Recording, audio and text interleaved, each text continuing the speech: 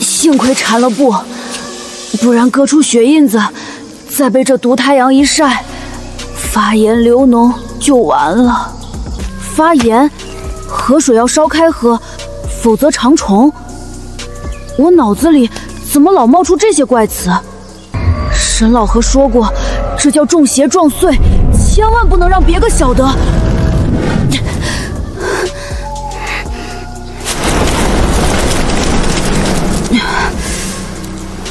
日头偏西了，顶多还有2个时辰天黑。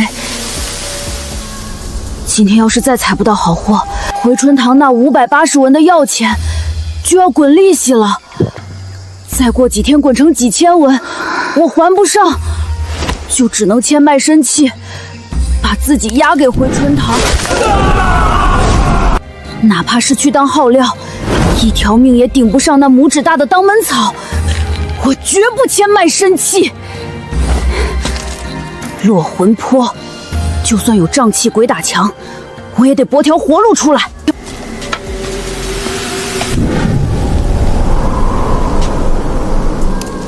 沈老汉说，春采芽叶，夏取花果，秋华根茎，冬收树皮。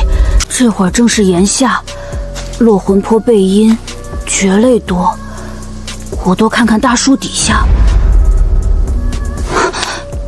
那是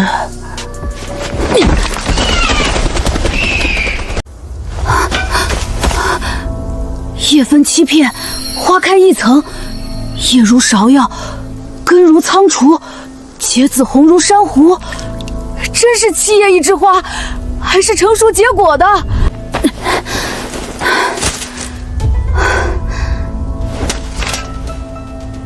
不行，需要避铁器，免得污染药性。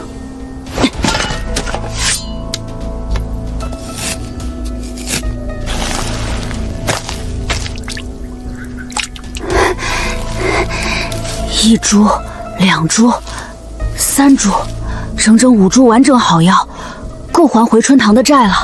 可惜只有1株成熟结果，其他的品相欠缺，不然就能吃完水盆羊肉了。不贪心，不贪心。多谢山神老爷额外开恩。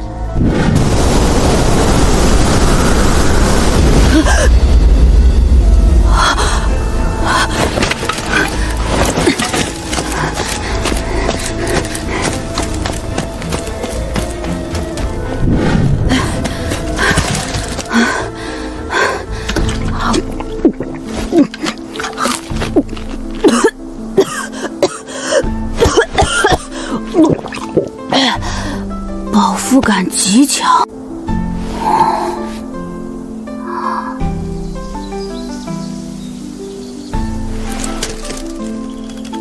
只要不签卖身契，这日子总归能有点盼头。嘿嘿，沈爷，我这可是好东西，您瞅瞅，上年份的石斛。哼，采早了，没到火候。荆条也坏了，1条32文。沈爷，您再瞧瞧，这石斛。不长眼的狗东西！沈爷的法眼何时出错过？都断定你这石斛不抵钱，搁这儿啰嗦什么？不愿卖就滚一边去！哼！依沈爷的32文，我这儿有小半筐，差不多40条。要铜板还是碎银？肯定是铜板。小民买米买炭，哪里用得着银子？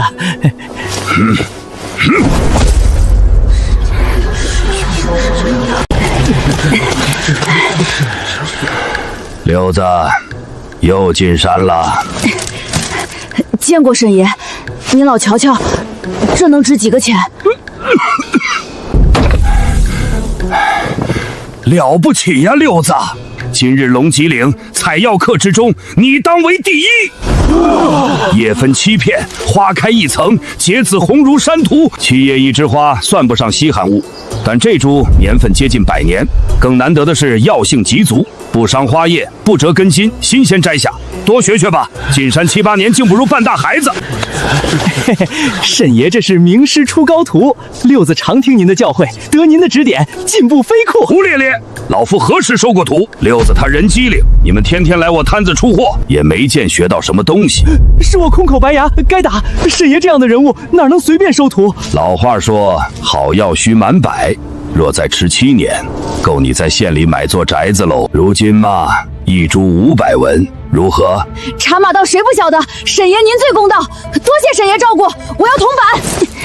有一事相求沈爷，我想请个衙人替我平调回春堂的账。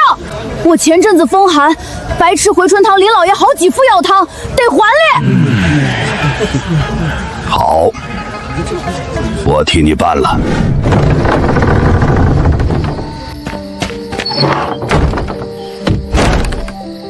幸亏沈爷心善，愿意搭把手，省了好多麻烦。平掉了回春堂的账，心头大石算落了。宁为乞丐，不做人奴。这句话我始终记着。爷爷，陆家人宁死不为奴。我才12岁，怀里揣着2000多文大钱，就是一块肥肉。当众求沈爷，钱当场花出去，断了别人的念想，借沈爷的事震慑宵小，还能送沈爷一个体恤孤苦的好名声，这饭才能吃得安稳。唉，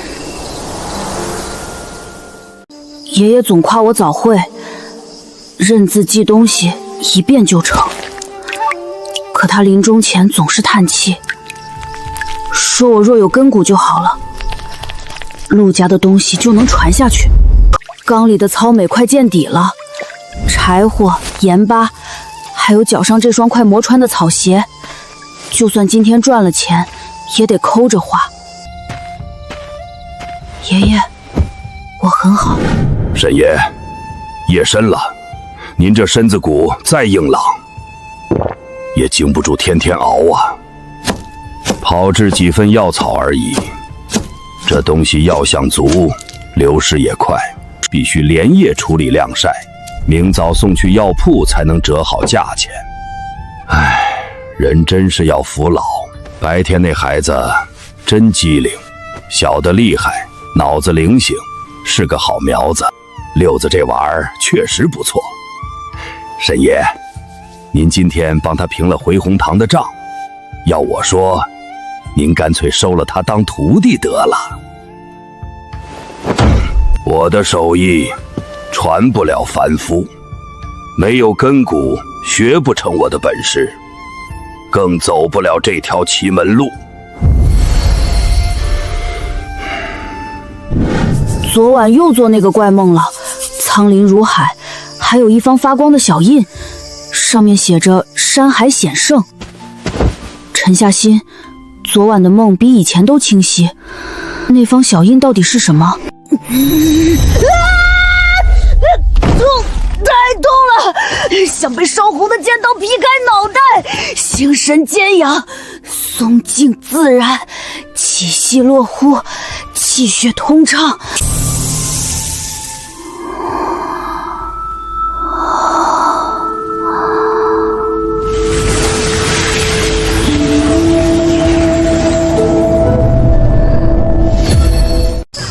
山海，万方山海皆可采摘元气，元气乃天地之精，蕴藏于生灵、山根、水脉之内，那是龙脊岭的山根。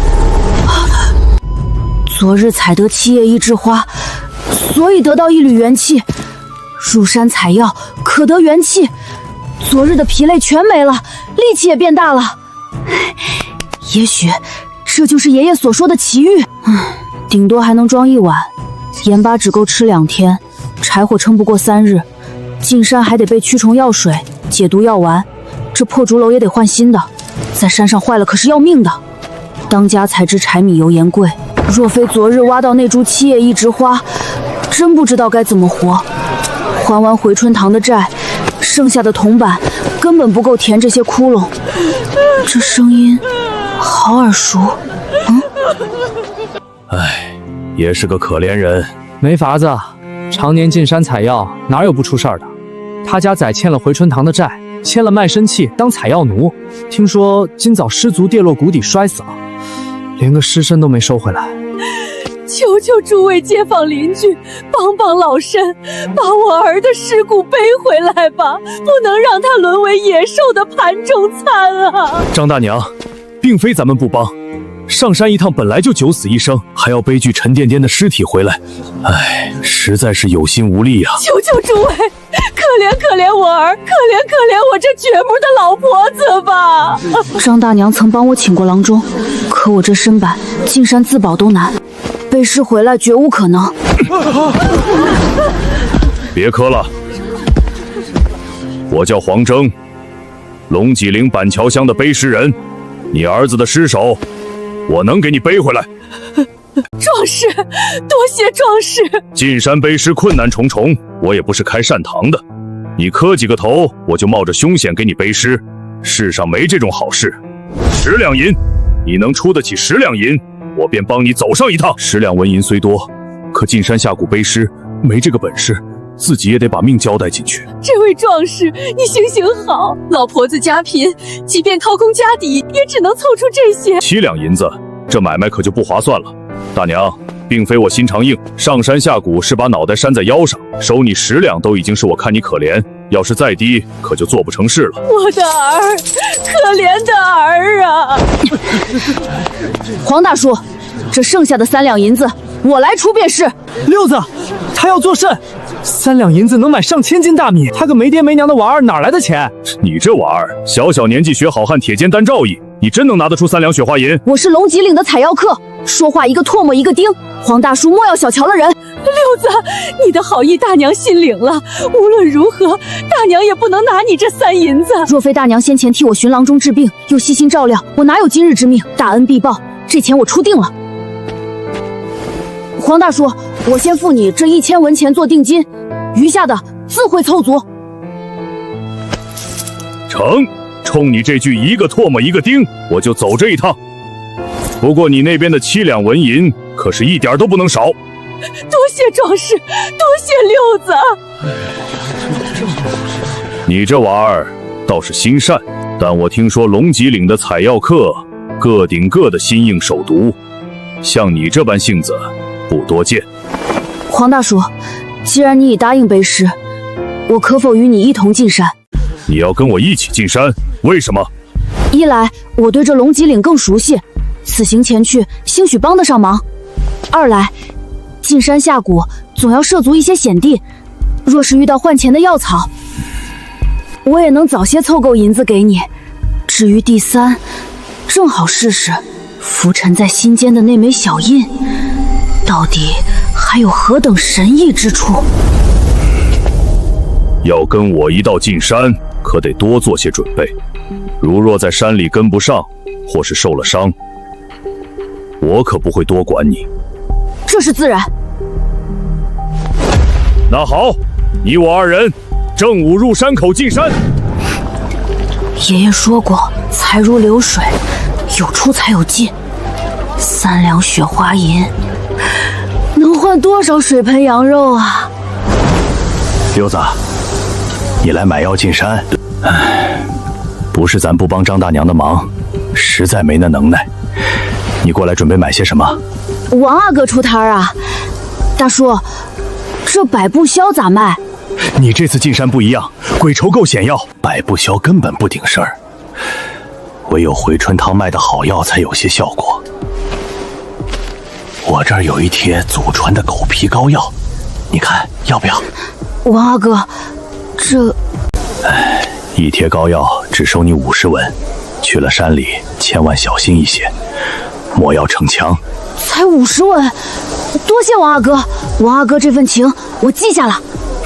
六子，你也不容易，我没啥本事，帮不上太多忙，这一趟凶险，早去早回。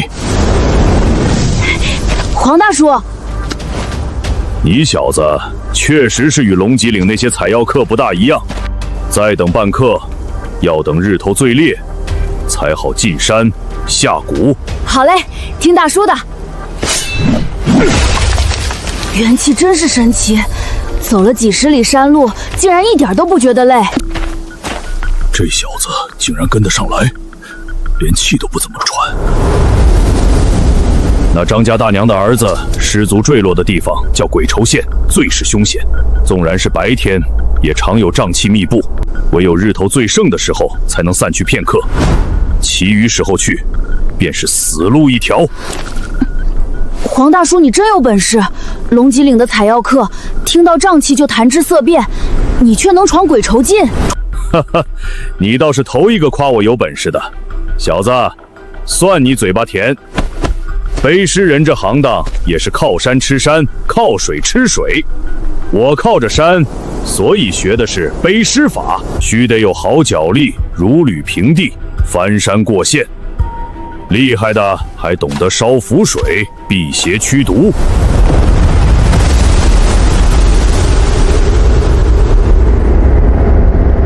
日头到了，我要准备下蛊，找张大娘她儿子去。你跟紧些，莫要耽搁，误了时辰，你可就走不出来了。黄大叔，我晓得。据老采药康说，鬼愁阴里上年份的药材多，特别是槐阴草，烧成灰装进平安符能安神。若能搞到几株，一株就能卖100两银，这可是大买卖。好疼，额头好烫，跟昨晚做梦时一模一样。这是什么？难道这就是爷爷说的天生根骨，禀赋不凡？好虚，这天眼不能一直开，身体根本撑不住。你这娃儿脚力太差，跟不上我。我须得赶在日头阳气变弱之前，把那大娘的儿子背出鬼愁沟，就不等你了。你若采完药，便在前边那块磨盘宽大的镇山石等我。黄大叔，你万事小心。这是咱们背诗人秘传的解毒散，你拿着。入山采药总能派得上用场。哎，你这娃儿，小小年纪干这活计讨饭吃，咱们都是苦命人。体内那股元气又开始游走了，体力恢复了80%，不能再耽搁，得赶紧找药。那边有东西。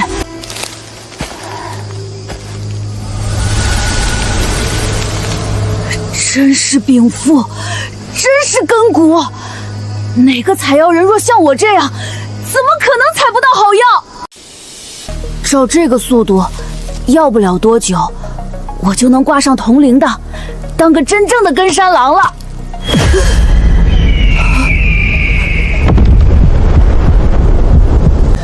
那是什么东西？比白光还要浓郁100倍的青光，难道是绝世的好宝贝？就看一眼，倘若有半点危险，我立刻掉头就跑。留得青山在，不怕没柴烧。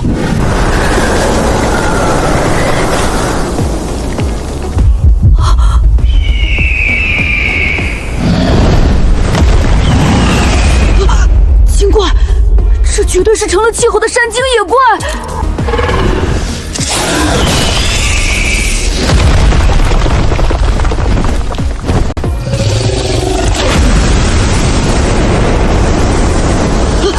龙脊岭的剧毒瘴气，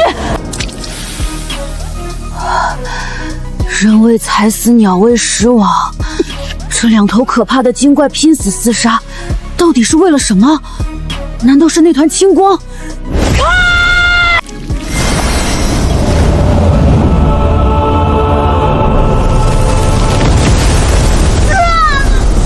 天才！这2大精怪拼死争夺的，居然是传说中的天才！大药化形，需红线寻根，宝药孕育于百年走兽体内。可这些都远远比不上这株天生地养的9层黑莲，这可是能让人一步登天的无上天才！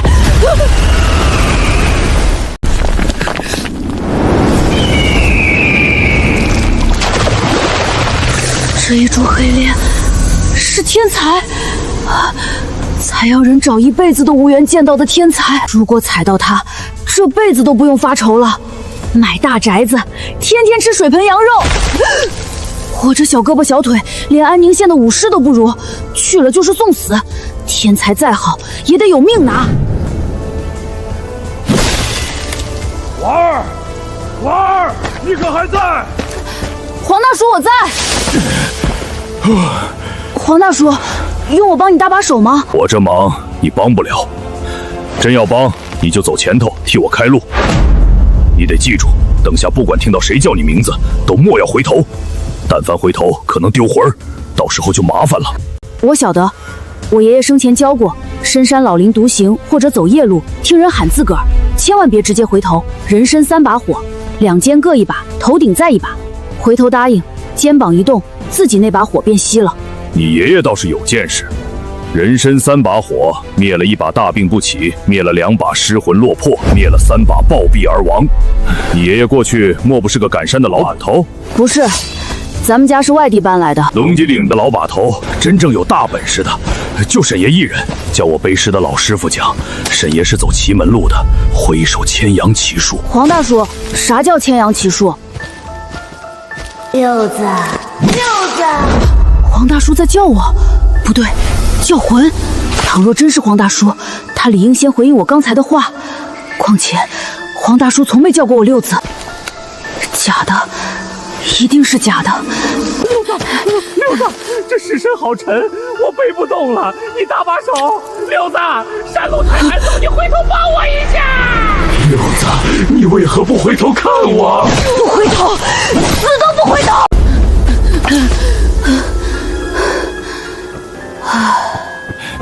你这玩意儿走得这么快作甚？你不知道，这人一死，尸身就发沉，硬如生铁，老子差点都没能跟上。快些拿水给我。咋了？你小子遇到叫魂了，这么谨慎？确实听见有人叫我名字。算你这玩意儿聪明。很多人初次撞见叫魂，多半忍不住回头，自己把火灭了。跟你这玩意儿进山，倒是顺风顺水。我自去找张家嫂子交差，你那2两银子的尾款，若手头紧，迟阵子也无妨。欠债还钱，天经地义。黄大叔放心，绝不赖账。六子，他今天出手的山货为何物？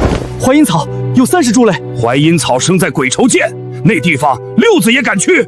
宋教头，你今日来的倒是巧，走去看看成色。好强的气劲，这绝不是凡夫，难道是安宁县的武师？六子，长本事了，鬼愁宴都趟得过。铺子正有人求购淮阴草，你若是年份足，算替我解决一桩事儿。这位是咱们安宁县鼎鼎大名的烧参馆门人宋彪，宋教头。称不上教头，我就一病秧子，没有沈爷您帮我寻药，恐怕床都下不了。全都在这儿了，沈爷。不错不错，年份很足，都在20年以上。宋教头，你也知道，淮阴草煞气重，难成熟，想长到这个年份不容易。这些我全都要了，作价5两银，如何？我这可还公道。鬼愁涧啥子地方？哪个采药客不躲着走？这淮阴草市面上卖的少，往常我替你收，10天半月也难有30株。沈爷有话不妨直说，我宋某人做事向来厚道，绝不叫这位小兄弟吃亏。烧参馆的9重酒乃第1等的养生之物，可以杀体内9虫，滋养血肉。拿一葫芦给六子，如何？往后他再进出鬼愁涧，必然替你留心淮阴草。原来沈爷盯上我这9重酒了，好，拿去便是。不过这9重酒滋补劲儿大，这兄弟年纪还嫩，姑灭是童子身，没练过功，未必受得住啊。9重酒，武师打熬气力的秘药，这就是爷爷说的机缘，哪怕虚不受补，我也必须拿下。小兄弟，你没根基，喝了之后气血燥热，反而伤身。你想清楚了，若要这一葫芦酒，银子就少一半。接着，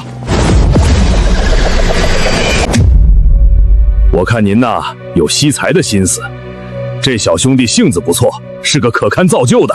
宋教头中意，不妨带他入个门，学些武艺傍身。我这病秧子都没出师，哪能收徒？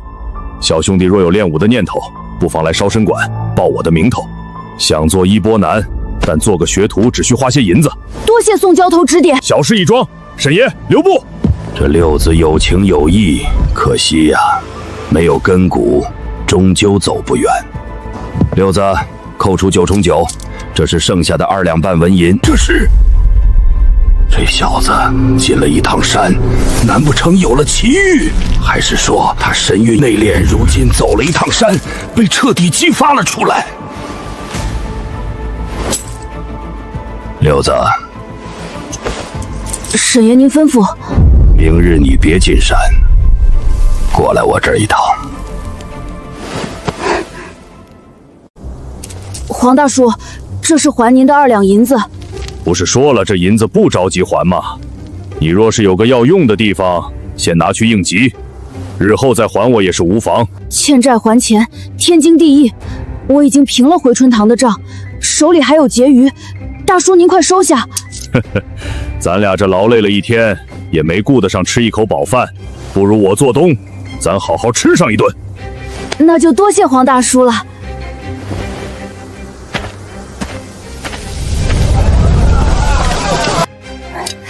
黄大叔，你对那些武师们可有什么了解吗？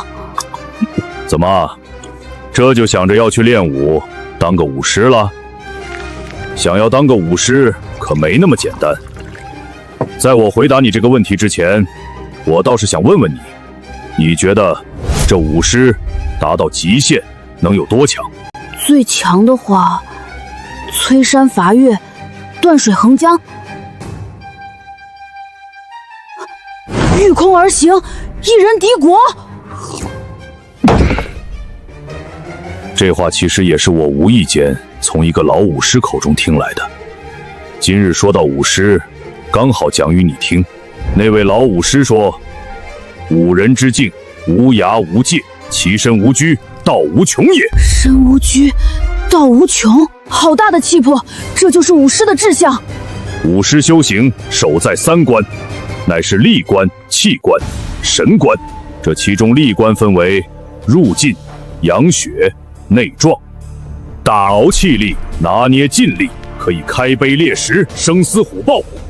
大成者甚至刀枪不入，五马都不能分其尸。气关则分为呼吸、内腑、真元。内练一口气，隔空外放，如同百步飞剑，取人首级。大成之后，五脏六腑坚硬如铁，吞服铁丸，嚼碎金铁，死后尸身不腐，如同神魔。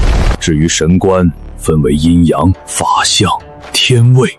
神关之强，我亦不知了其中深浅。到了那个境界，应该已经不是我们这些凡夫俗子所能够想象的了。普天之下，9成9的人都无法真正走上武师之路。就咱们这安宁县万户之上的人口，也找不出一个真正破入气关的武师。他日你若是修成了内壮的层次，一句话，安宁县内300里茶马管道，你说了算。300里茶马管道，我说了算。不过这些都还太远，饭要一口一口吃。你可听过茶马道里的4大馆、8大家吗？听过名头，但不知底细。小二，上几盘鲜货，再来坛剑南烧春。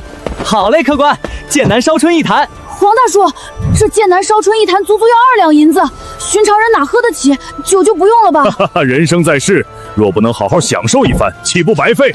来，喝上一杯，我再与你详细说说这8大家。比起4大馆，这8大家才是真正掌控了茶马道，衣食住行、百行百业，全都有他们的影子。其中洛、沈、杨林这4家最是重要。怎么个重要法？洛、沈2家以水为生，杨林2家靠山而活。我们这些山里人想要吃得上饭，背后可全都是他们的活计。你往后若是往高处走，自然少不了打交道。他们一句话就能决定茶马道上1000人的生死。这是对我今日入山的评语。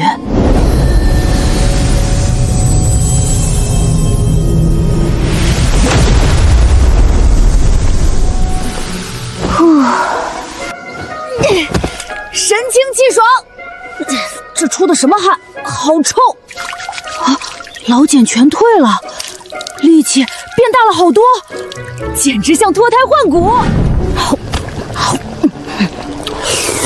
呵，六子现在这食量可以啊，算下来也差不多到了半大小子吃死老子的时候了。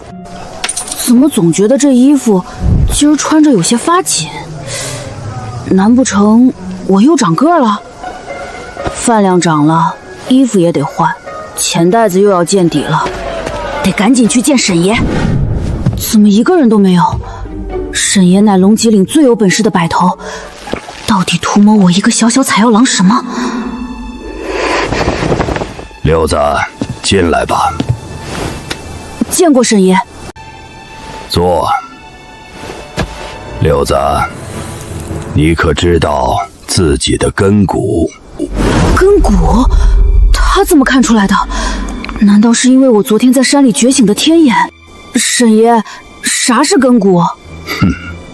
六子，你可知道我的来历？我只听人说，沈爷您是龙脊岭最有本事的捕头，曾经只身深入鹰愁谷，去茶马道一位贵人采过太岁，旁人对您都是佩服得五体投地。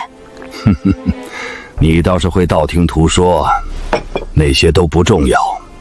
我今天要与你说的是另一件事。茶马道有4管8大家，其中沈、洛、杨、林这4家一手遮遍安宁县，你每日里的衣食住行都带着他们的印记，而我便是沈家人。8大家之一的沈家出身，那他干嘛吃采药人这份苦头？入山等于搏命啊，命分贵贱，贵人动个念头，采药人就得死几十号。他放着锦衣玉食不过，来龙脊岭拼命。我不是长房，是2房，大宅子里头的日子不好过。我娘是外室，入不得厅堂，上不得桌，老爷就是皇帝，大夫人是正宫。做子女的打小就要学会争宠卖乖。我娘教我讨大夫人欢心，可我打小就看得清楚，再怎么伏低做小，人家瞧不上你就是瞧不上，把脑袋埋进泥地里也没用。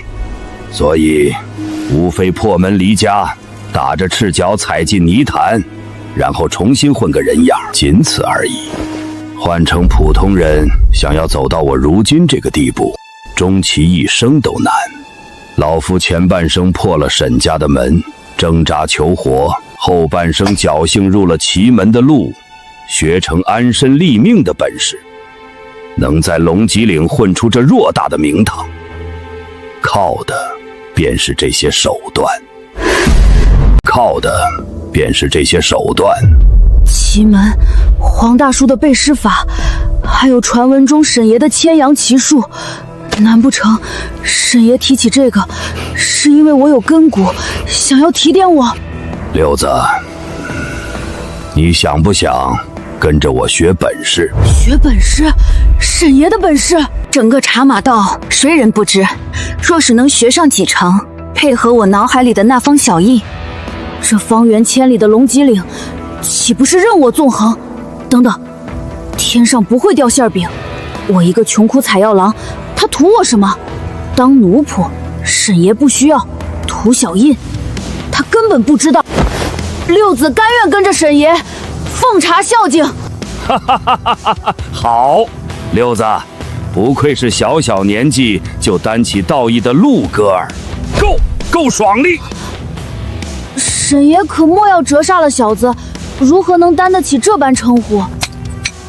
你还不知道吗？自你先帮扶张大娘出了3两银子请背尸人收敛他儿子的尸骨之后，这事儿就已经传遍安宁县了。现在外头大家都管你叫有恩必偿。重情重义的陆小哥里，张大娘对我有恩，我这条命算起来都是张大娘才救回来的。后来我也仅仅只是做了那么点事情而已，实在是算不上什么。难得你还有这般想法，起来吧，别跪着了。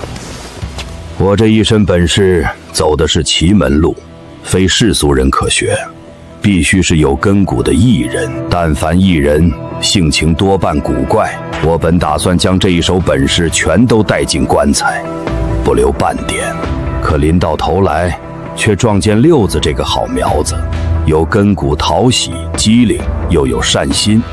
大宅门里见多了蝇营狗灶，太难得了。六子，既然你愿意学，我便愿意教。但在教你之前，你可晓得啥是奇门？小子不知，道听途出来的东西，不敢在沈爷面前卖弄。不知道也不奇怪，奇门这条路学的人少，知道的人更少。简而言之，便是2个字：看命。想学奇门的手段，必须要有根骨，而根骨后天难有，乃是命中注定。只能看命，我先前明明并无根骨，怎的现如今又能凭空生出这根骨来？莫非是那方山海印的效果？这山海印绝不简单，等我实力提升，终有一日，他定能给我一个更大的惊喜。奇门分上下，我师父是奇人，却非上3脉的奇人，所以我只学到下3脉的本事。但仅仅是这下3脉的本事，已经足够我在茶马道安身立命了。仅仅掌握下3脉，就能在龙脊陵呼风唤雨。那若是有朝一日，我能掌握了上3脉的本事，又能做到什么样的程度？至于我这所习练到的奇蒙下3脉，可将其分为3种：臂宝、牵羊、象灵。每一种手段，只要修炼成了，便足够让你在这龙脊岭内来去自如，再不受半点牵绊。牵羊，黄大叔曾说过，沈爷就是靠一手牵羊奇术纵横龙脊岭，稳坐头把交椅。我竟然有学习这种神仙手段的机会。六子，先不用急，且听老夫慢慢道来。龙脊岭是风水宝地，崇山峻岭延绵千里，孕育不知道多少天才地宝，咱们行话叫瓜。按照珍贵稀有分出大小，甲子以内是小瓜，100年以上是大瓜。臂宝牵羊听着玄乎，通俗点说，就是比拼摘瓜的手段。摘瓜，若是我学了这奇术，那9层黑莲岂不也是我能摘的大瓜？至于象灵嘛，这一脉更奇贵，3言2语讲不清楚，日后有空带你开开眼，长长见识。哼，你也不要好高骛远，饭得一口一口吃，步子也要一步一步走。小子记住了，绝不贪功冒进。之后这几日，你都不用进山，每天正午1刻来我这儿学养灵术。是，师傅。养灵术，这3日每天去沈爷那里修行，简直像打开了新天地。这走桩功夫也得练得更勤快些，绝不能有半点懈怠。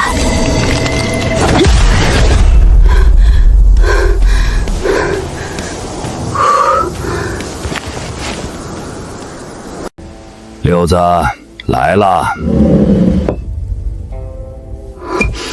好浓郁的草木清香，隔着盖子都这么清晰，这药汁的劲道比前几天强太多了。这一罐是30年份的人参，效果比之前都要好，你试试看。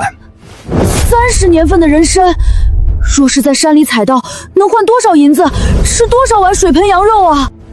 沈爷这栽培的恩情太重了。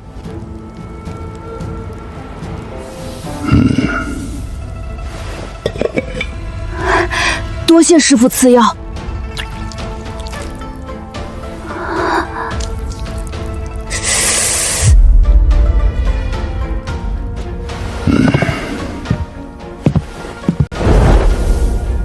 之后3天不许摘下，吃饭喝水自有我派人送来。记住了，3天之内绝不能见一点光。师傅放心，六子绝不摘布。好黑，什么都看不见，连时间都感觉不到流逝，心里就像有团火在烧，好烦躁。松静自然，气息落乎，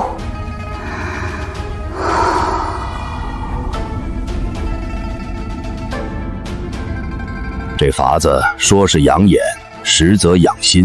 蒙眼3日，但凡有半点心浮气躁，便前功尽弃。这小子不仅耐住了性子，定力竟比那些大宅院里的少爷还要强上100倍，真是个走修行路的好苗子。师傅，在我面前不必要有这么多礼数。如今3天时间已到，你且摘下蒙眼的布袋吧。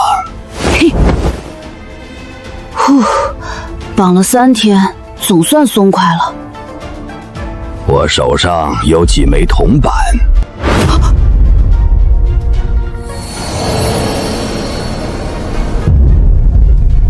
3枚，左边是老钱，右边是新钱，中间那枚裂了一道口。哈哈哈哈哈！好，好，好！这就是夜眼吗？好厉害！深山老林天一黑就是睁眼瞎，采药人连路都走不了。有了这双眼睛，我哪怕半夜孤身闯荡密林，也能看清周围的猛兽和宝物。这简直就是采药人的无上神技。不错不错，没枉费那么多人参，眼亮如星，夜中视物。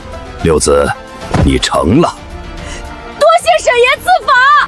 若无沈爷的人参，六子绝无可能有这般造化。客气什么？奇门的路千万条，你能成，那是你有本事，并非老夫教得好。蒙眼3日不见光，听着容易，100个里头难有1个真正做得到。六子，你准备几日？下次入山，老夫倒要瞧瞧你的能耐，可否采到令老夫满意的好货。师父放心，六子绝不让你失望。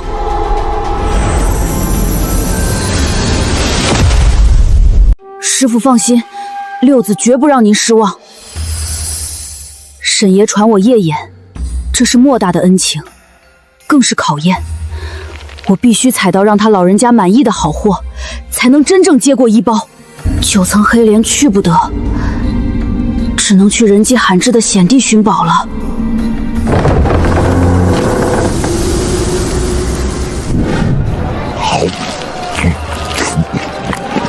吃啊，六子！西街张屠户刚买的摔死黄牛，新鲜的很。老子背尸赚了10两银子，今儿个必须花个痛快。留着钱，死了又带不进土里，岂不是白白给人做嫁衣？黄大叔，你常在山里走动，可晓得龙脊岭最近有啥稀罕物冒山？稀罕物？鄂虎溪那边有3足蝉，这玩意儿毒性重得很。唉，好多老猎户都在那儿栽了跟头。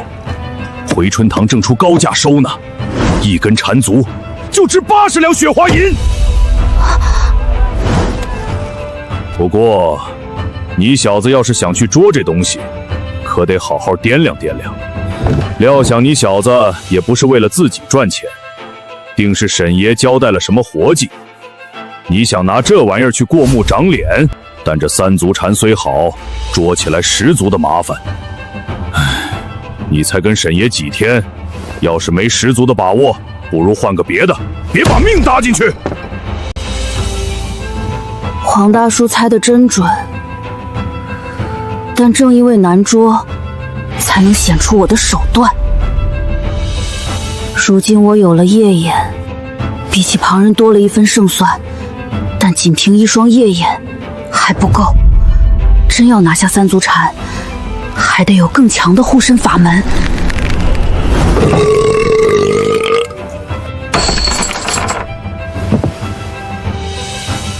黄大叔，说好了一起搭伙，这顿饭钱咱们1人1半。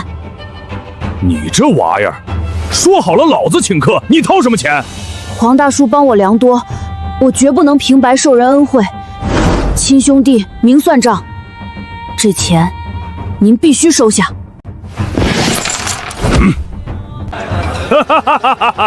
行，你小子这脾气对老子的胃口。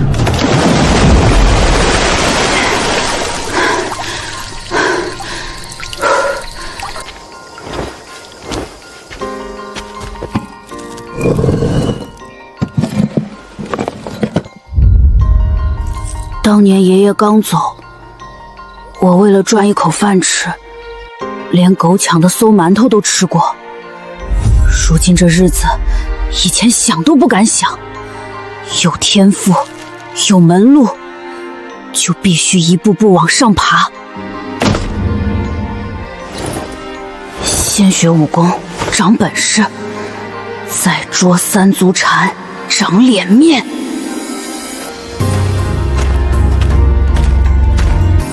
明日一早就去烧参馆。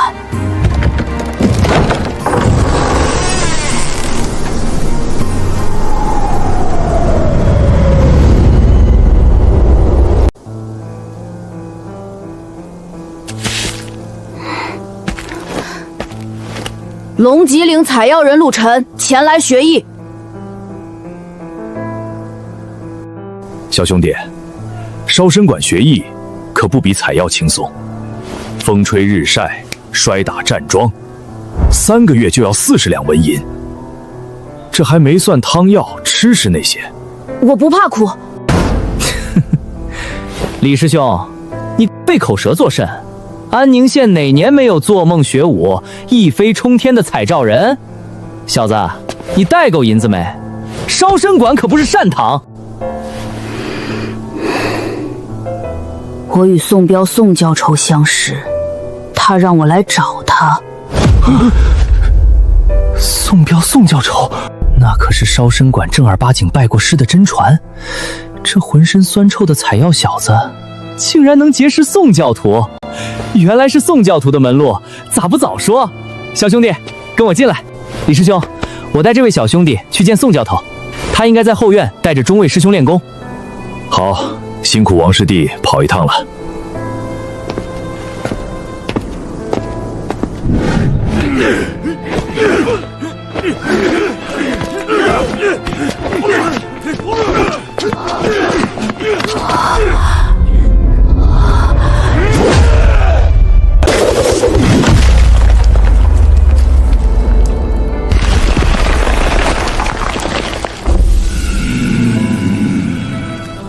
这就是武功吗？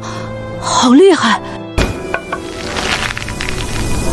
我要是也能有他们这般坚如金刚的体魄，龙脊岭里那些凶险的绝地，哪里去不得？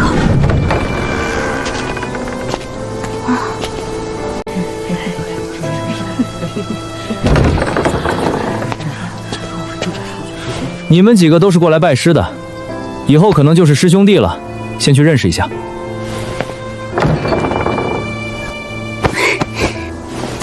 见过3位师兄。你哪里来的？龙脊岭上采药的。一个臭采药的也想要来练武，真以为练武那么简单？你家里人采药能攒下这么一笔银子，就干脆拿去改善一下生活去吧。拿了钱过来让你练武，未免浪费了钱财，反正也练不出来什么东西。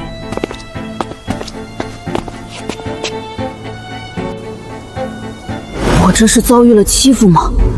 这种时候绝对不能软，一旦软了，以后在这烧参馆里就再也爬不起来了。黄师兄，您受累。王成，你没事跑到后院做什么？是这样的，黄师兄，我带了位小兄弟来，他想来咱们烧参馆拜师。想拜师就让他们自己去走流程。这位小兄弟怕是不一般，说是认识宋管教。宋管教，你们且先在这里等着。小兄弟，你跟我过来。好。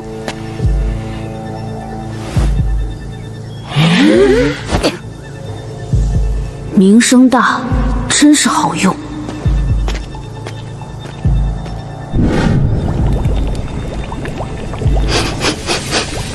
好重的药味儿。这些药汤有些是化淤血，有些长气力， 2两银子1碗。1碗就得2两银子，这得换多少碗的水盆羊肉来？怪不得人人都想开馆收门人。宋教头，人带到了。哈哈哈，小兄弟，等你好些天了。听说你跟着沈爷学本事，以为你不来了。宋教头竟然对一个新人笑脸相迎。我只是害怕身上银钱不够，这才迟迟没有登门拜见宋教头。你若真心想学本事，那孝敬的茶水，我做主，可以免了。就是只怕你吃不得苦啊。不怕宋剃头笑话，我最不怕的便是吃苦了。好，难得你小小年纪就懂这些。许多人花了银子过来，得了传承还喊辛苦。你若是能吃得下这个苦来，那便跟我来练上一练。武道修行，3关9境，想要入得历关之中的入境，得先练招式。我们4大武馆之中，虽说各家流派不同，但真正重要的就只是一个：通过不断修炼招式，拿捏住自身气血，唯有炼化了气血为劲，才算真正入门。起！可莫要小看了入境养血内壮的层次，每一个层次的提升，都会让身子蜕变。这样大的气力，好似不着力的棉花，要是打在人身上，大虫也能活活锤死。陆小兄弟，你替我冒大险采槐荫草，我欠你一份人情，入门银子免了，但无规矩不成方圆，我们有自己的规矩，3个月内学不成器，就没机会被收徒；3个月内学不成器，就没机会被收徒，谁也不能例外。规矩我懂，习武之事全凭自己。多谢宋教头免我入门银两，下回进山，我定多摘些槐荫草回来孝敬教头。哈哈哈哈哈！好小子，换做旁人，定觉得我是在刁难。这小采药人倒是个知恩图报的通透性子，免他10几两银子，结个善缘，还能多得些槐荫草，怎么算都不亏。既然入了门，便莫要耽搁。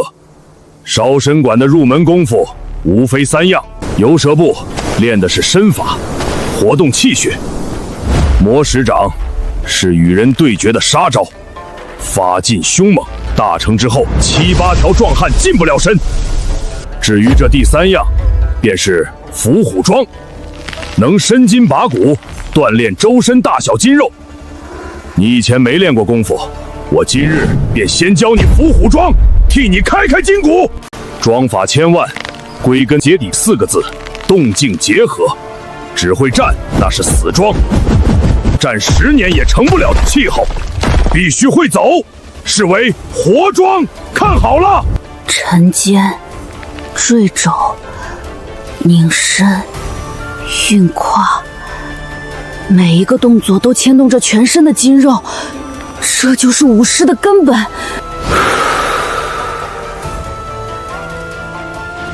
我刚刚说的这些，你可记住了，听懂了？这小后生连私塾都没上过，未曾开智，学东西必然极慢。这伏虎桩8个姿势，他今日若是能记住2个，便已算是不错了。听明白大概了，我脑子笨，刚刚已经很努力的去记了，也只能记住前边7个。记住7个，这怎么可能？没开智的山野村童，看一遍就能记住7个姿势。口说无凭，那你打一遍，我瞧瞧。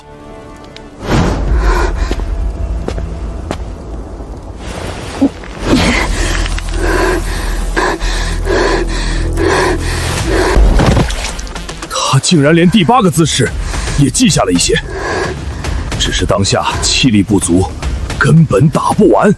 沈爷真是眼睛毒，不愧是龙脊陵最有本事的把头。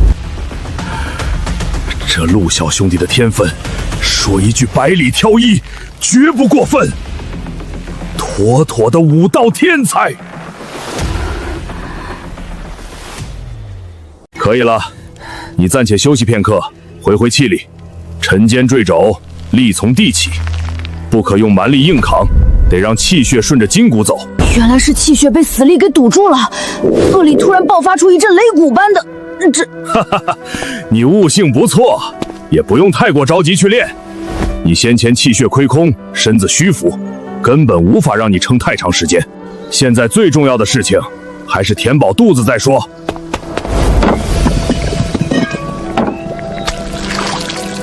我们习武之人，想要练得快、练得猛，吃上面就绝对不能马虎。唯有吃这些大补之物，才能够将你体内的气血彻底激发出来，你才能更快的长气血。好吃。像是这鸡汤，对你现在来说算是大有裨益。以后等你气血真正提升起来了，还得要有药膳作为补充。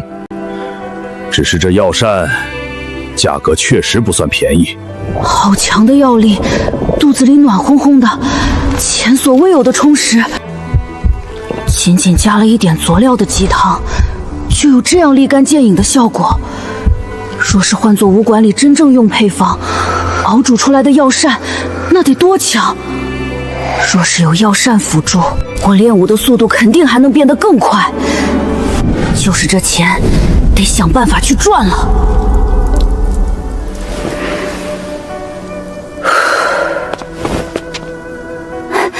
多谢师兄。想要在这烧身馆立足，银钱和天赋真是缺一不可。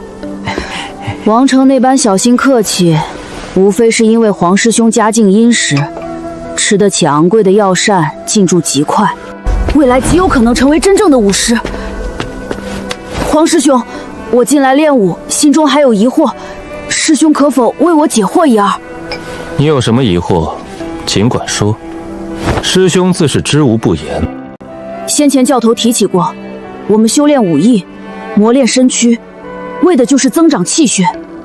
那这气血到底又是什么？这小子才来了10天，居然就已经将伏虎桩练得纯熟，甚至隐约感应到了体内的气血。这等修炼速度简直骇人。我等武师说到底，也不过就只是血肉之躯而已。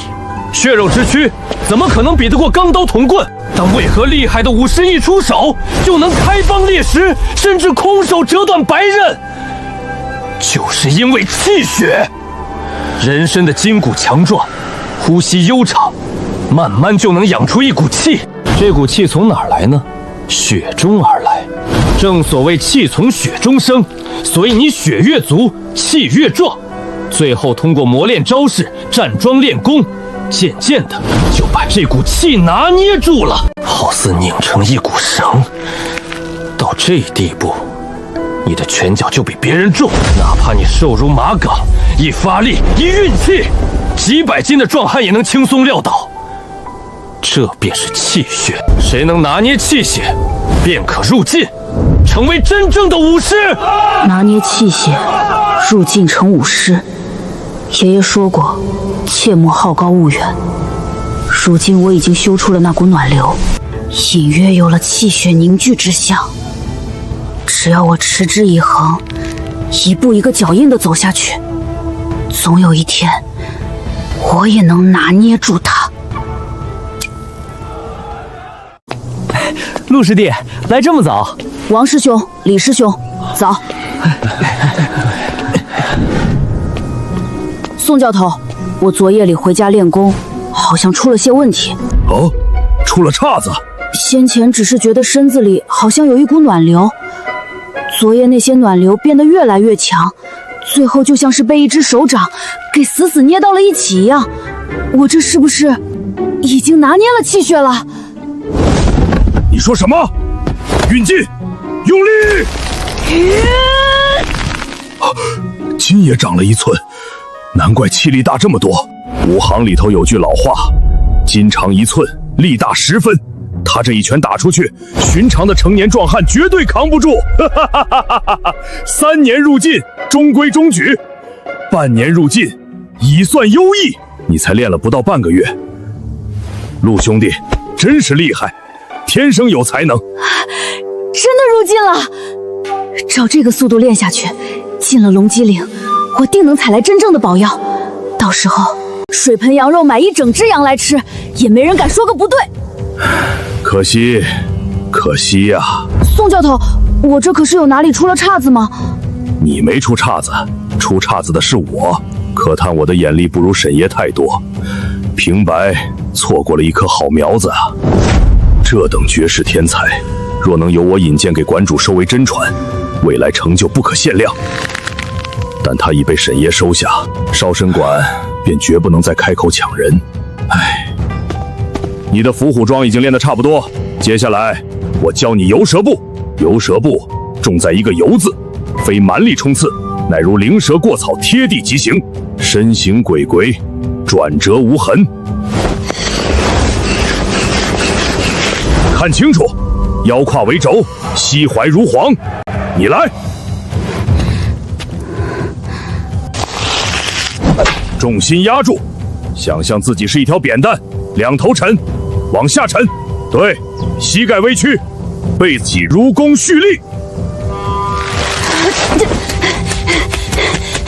现在按地上的线走桩，水不许洒，身不许碰桩。记住，拧滑换，一步一重心，转折要借力。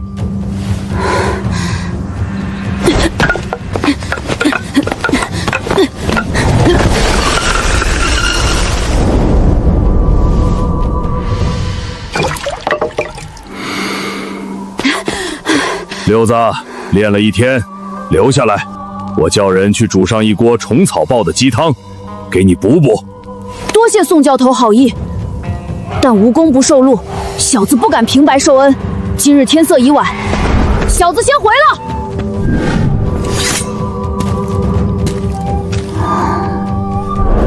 夜眼已成，气血入尽，身法也学了游蛇步，是时候去试试水了。今晚先入山踩点。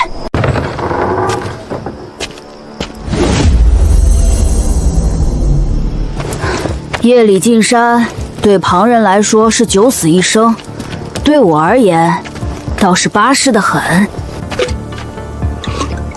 拿捏了气血，这山里的凉风再也吹不透我了。进山。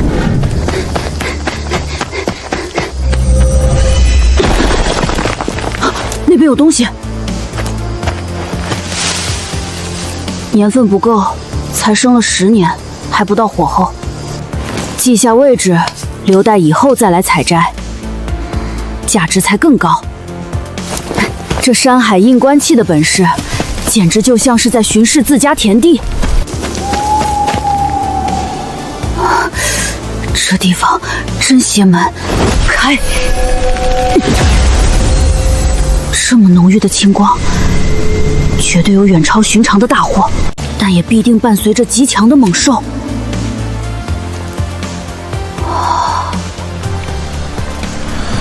三足蝉，黄大叔说的，一根缠足就值80两雪花银的精怪。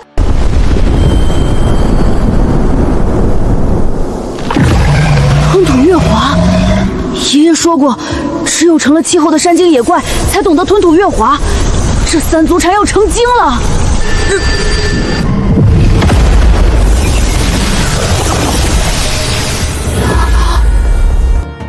同心符、玉兽、木灵，沈爷说过，厉害的把头都会豢养飞禽走兽。有了这同心符，我就能降服凶禽猛兽，让他们为我所用。要沉住气，脚踏实地才能走得远。这三足蝉实力恐怖，绝不是我现在能强行降服的，必须找个万全之策。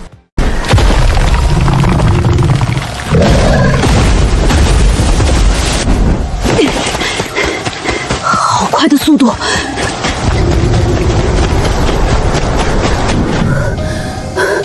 追不上了，气力已经耗去半数，再追下去也是徒劳。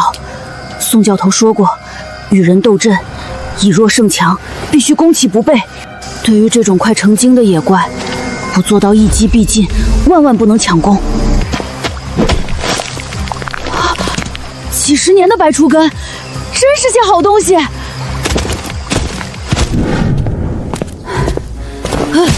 大叔，我来交山货。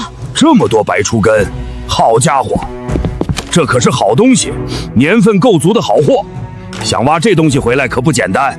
六子，你这本事真不错啊！大叔过奖了，运气好罢了。沈爷今日不在铺子里。沈爷一早就出去了，你等着，我给你拿钱。全换成铜板了，一共8两大钱，一点点。大半个时辰了，连个泛白光的都没有。唉，果然话本小说里那种极是简陋的故事，都是编出来糊弄人的。赤须根来半斤。行家呀，这些都是好东西，算你200钱。赤血藤2两。这玩意儿药力强，100钱1两。真贵啊！若不是刚刚卖了白主根得了一大笔钱，这些气血药我连看都不敢看一眼。练武真是个烧钱的无底洞。活血草给我来4两。活血草算你100钱，加起来更好500元。滚滚滚！你这老狗本就遭了病，拢共出不了几斤肉，吃坏了人。老李家几10年的招牌就砸了，我不收。换几十文钱就行，老子现在鸿运当场，几10万本钱肯定能一把翻盘，你收不收？你收上！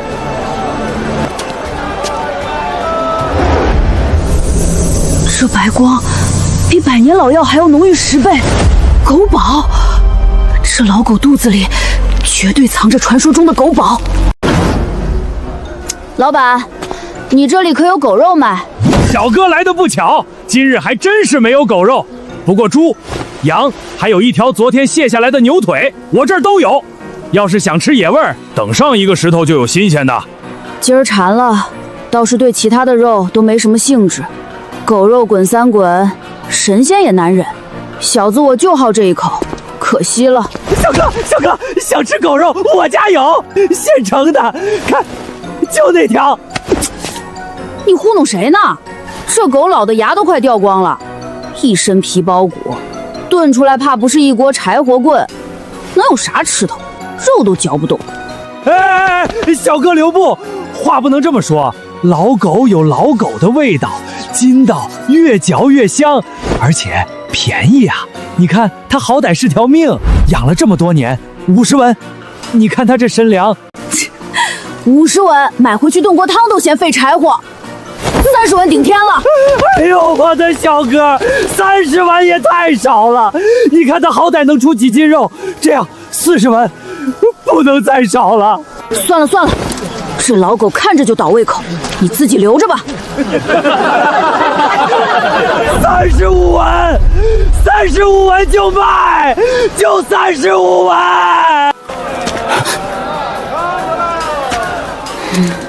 35文，搭上这条细狗崽子还差不多。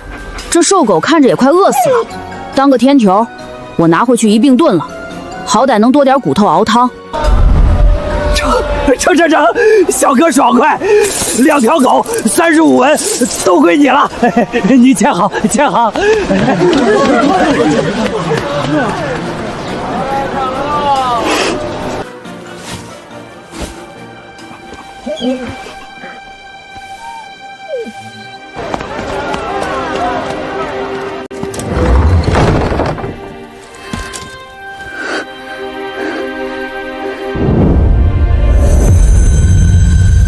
果然没错，狗宝，真的是狗宝！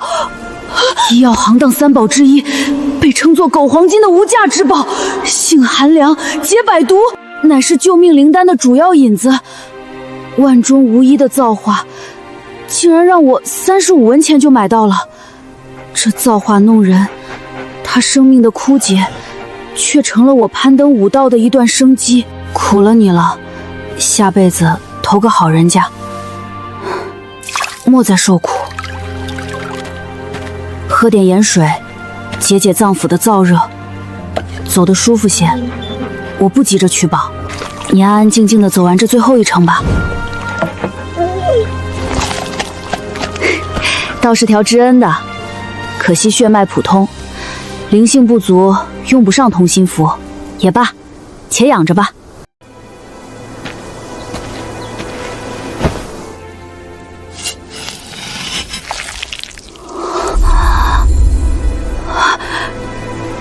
色上佳，竟真的是上等的狗宝。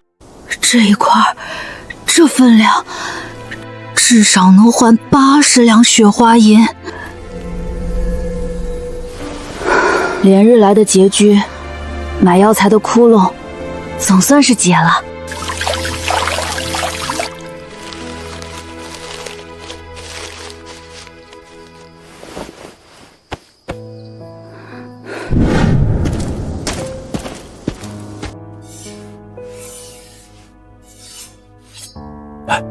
陆小哥，又寻沈爷，他老人家还没回呢。要是实在着急，我寻人去知会沈爷一声。不找沈爷，还是照旧出货。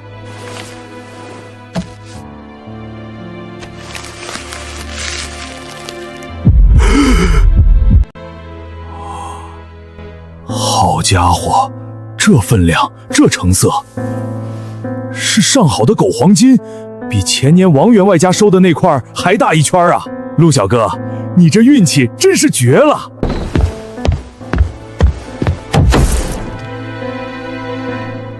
！92两雪花银，沈爷定的规矩，同狗无欺，这价放哪儿都够公道了。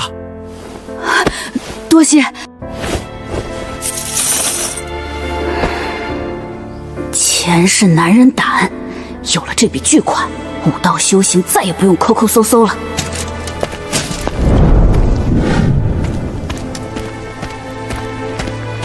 劳驾，2碗虎骨壮血汤，1碗参茸错体羹，现喝。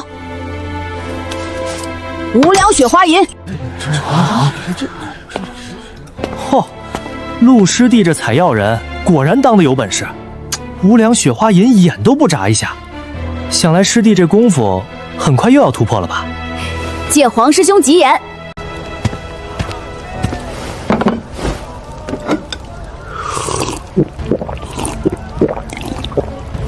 呼，赚钱真爽，这滋补之力比之前强太多了。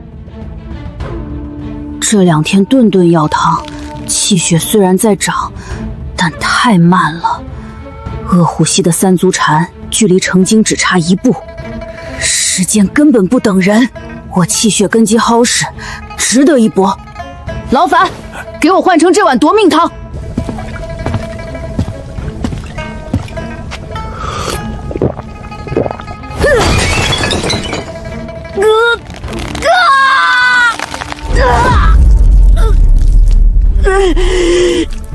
好霸道的药性，撑住，必须撑住！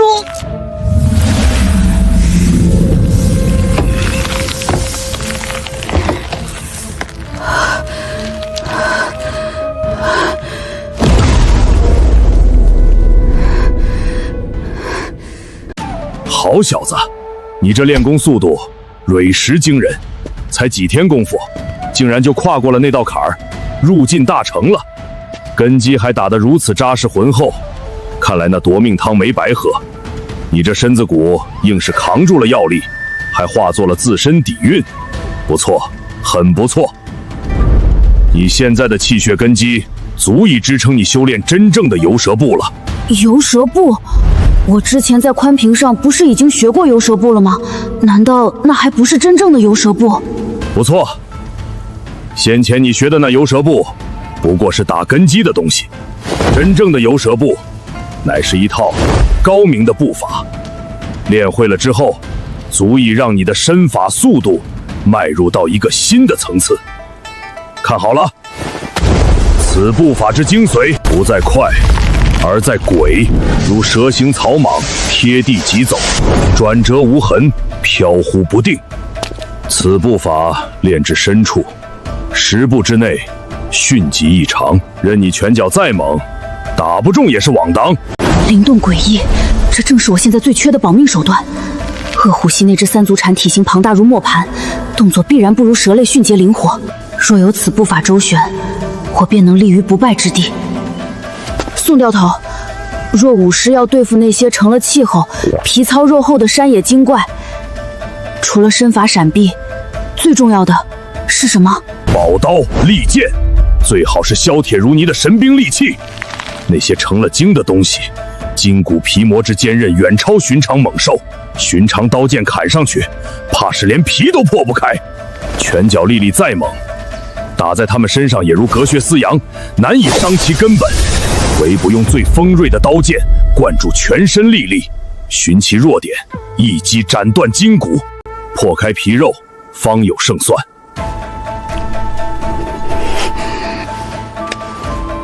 教头，请传授我真正的游蛇步。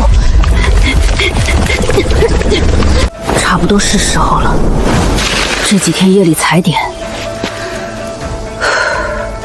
三足禅的习性已经摸透，该去寻一把利器了。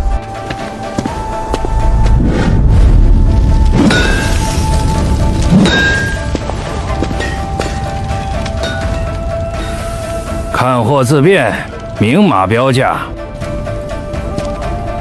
恶虎溪地形复杂，长兵器容易受制，这种便于贴身近战、灵活突刺劈砍的短刀才最合适。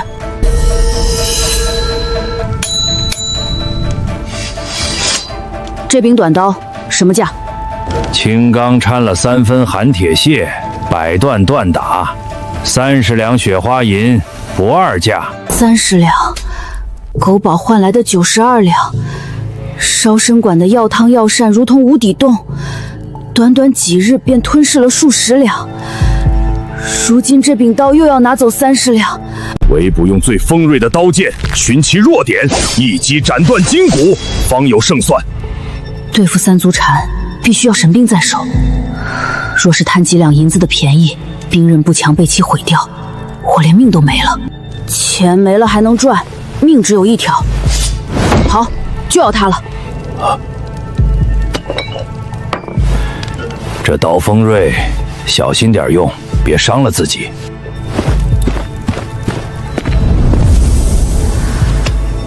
唉，92两雪花银，来得快，去得更快。如今又是囊空如空了。钱花光了又如何？该准备的都已备齐，今晚上是时候再进山了。若是从前跑上10里山路，双腿便如灌了铅。如今气血入尽，这险恶山道简直如履平地。以前撞在那些刨食的跟山狼，只能像条狗一样让路陪笑。如今这世道终究要靠拳头说话，想不受欺辱，就得赚够立足的本钱。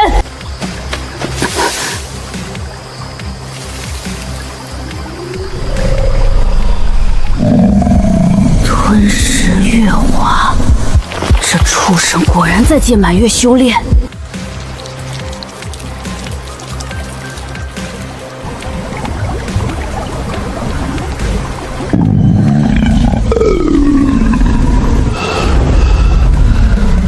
就是此刻，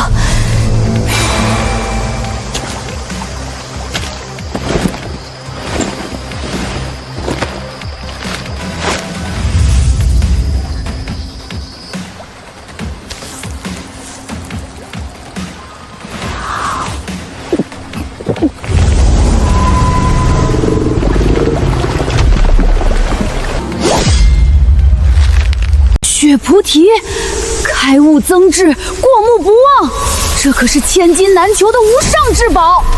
有了它，以后无论多晦恶的武功秘籍，我看一遍就能全部记住。好险，真是命悬一线。龙脊岭这一带，能孤身一人灭掉成了气候的三足禅的采药人，怕是掰着手指头都能数过来。我这下总算是没有辜负沈爷的期待。爷爷，您看到了吗？我有出息了。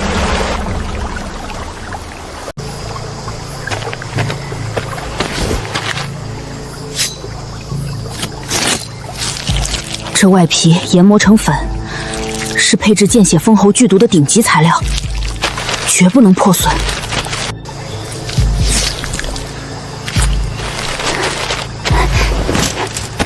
沈爷，小子这次可算没让您丢脸。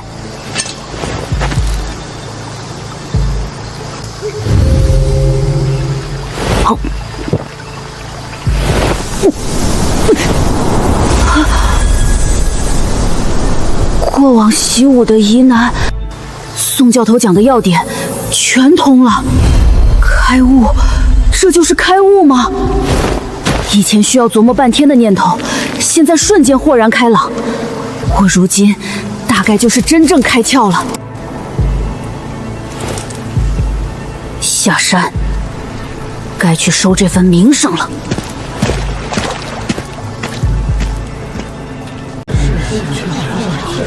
听说了吗？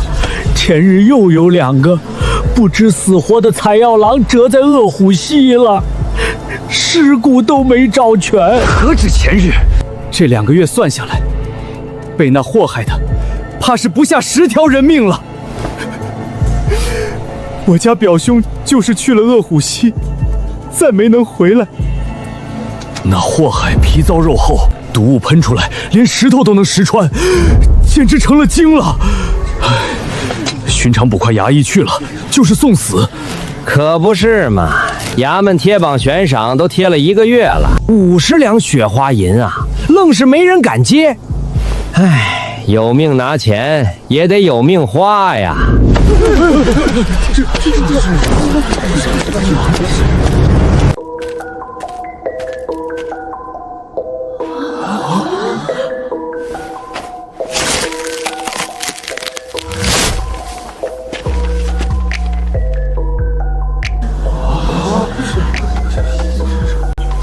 与师向采药郎陆晨为安宁县乡亲接榜除害。我的个亲娘嘞！六哥，真是你！那溪里的妖怪让你给宰了！哎呀，我就说嘛，打小看陆哥哥就不是池中之物，那眼神，那筋骨透着股灵气。我说啥来着？要我说，还是沈爷他老人家手段通神，点石成金，定是得了沈爷的真传，指点了几手绝活，才脱胎换骨。这就是阳明的滋味，人人都热情，人人都友善。这世间冷暖，竟如此泾渭分明，全系于名利之上。只要我一直赢下去，他们就得一直对我笑。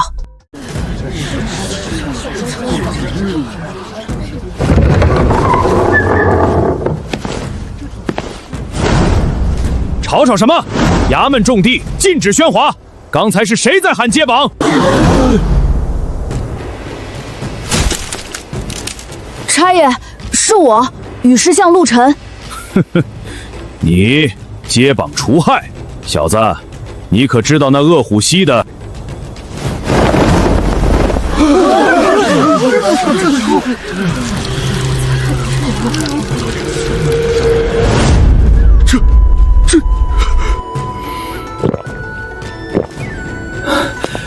陆哥哥有胆识，有本事，你且在此稍后，我这就进去禀告班头大人。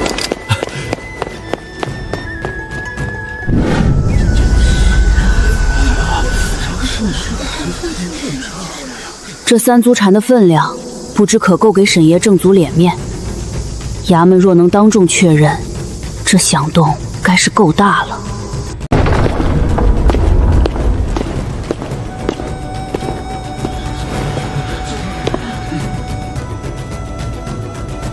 安宁县衙令，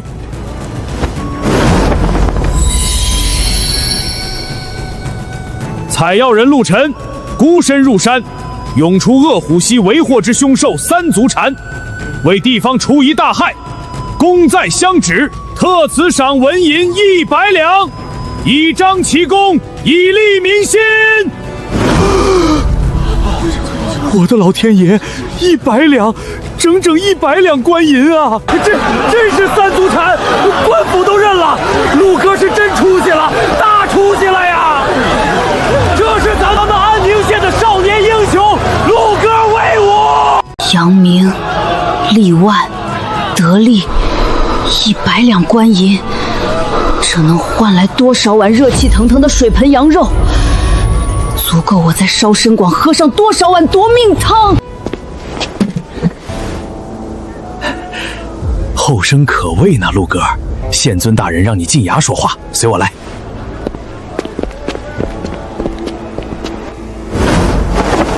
八字衙门朝南开，有礼无钱莫进来。曾经的我，连看一眼这扇大门的资格都没有。如今，我捧着100两赏银，堂而皇中的踏了进来。这就是实力带来的跨越。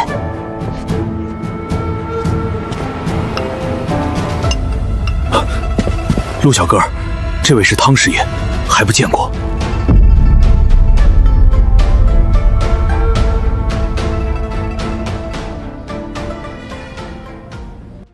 陆小哥，还不快行礼！草民与师向陆晨拜见汤师爷。免礼免礼，英雄出少年，当真是英雄出少年啊！那鄂虎溪的3足禅凶焰滔天，悬赏榜文贴了粤语，硬是无人敢接。想不到竟被你这般年纪的后生给除了，了不起，该赏。这100两纹银是你应得的。县尊大人得知此事，亦是连连抚须称赞。陆晨，你为安宁县立了大功。汤师爷明鉴，为乡亲除害，保一方平安，本是草民分内之事，岂敢贪图厚赏？这100两纹银，于草民而言，实在过于厚重。草民斗胆，恳请师爷收回赏银，只求能为县尊大人和师爷分忧，便心满意足。小小一个采药人，非但不喜形于色，反而急着往外推。也对，100两雪花银足以让安宁县不少人眼红心跳。他一个无根无基的少年郎，捧着这堆银子走出衙门，无异于质子抱金，行于闹市。这是懂得破财消灾，用赏银换官府的庇护。小小年纪竟有这般玲珑心思。哎，陆小哥此言差矣，赏功罚过乃是朝廷法度，这银子是你应得的，岂有收回之理？快收下吧。草民惶恐，除害非为银钱，此银贵重，草民受之有愧，寝食难安。万望师爷体恤草民微末，收回成命。原来他竟是沈爷的徒弟，那这小子还真是更机灵了。陆小哥高义，不愿受此厚赏，本师爷感佩你的赤诚之心。不过你除害有功，此乃不争之事实。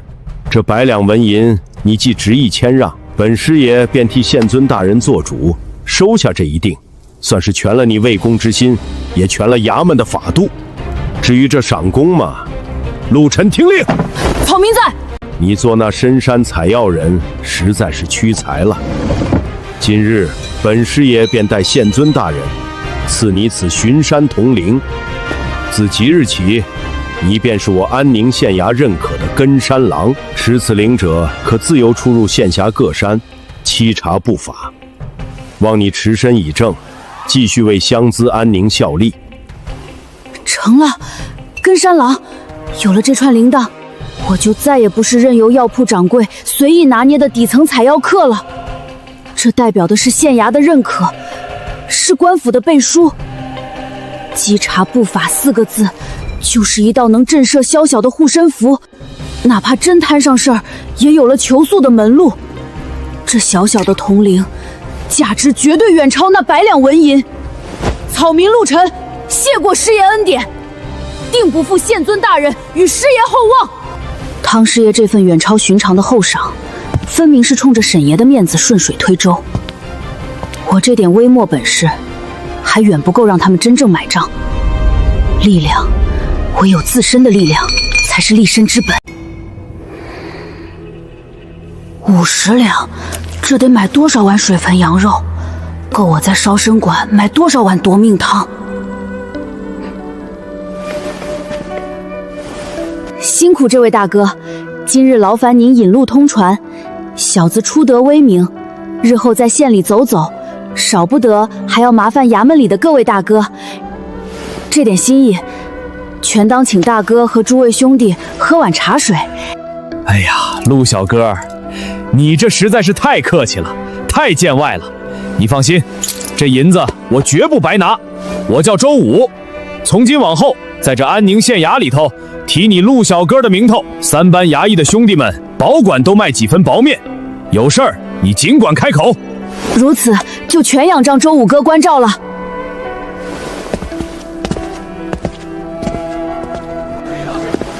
县尊大人谕令，羽狮巷采药人陆晨，永除恶虎溪凶兽，功在乡子，特授巡山统领，擢为安宁县衙根山郎。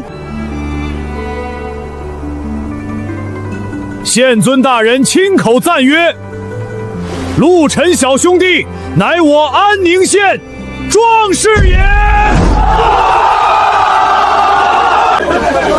儿子，快点！哎呦，真是六子，出息了，都能面见县太爷了。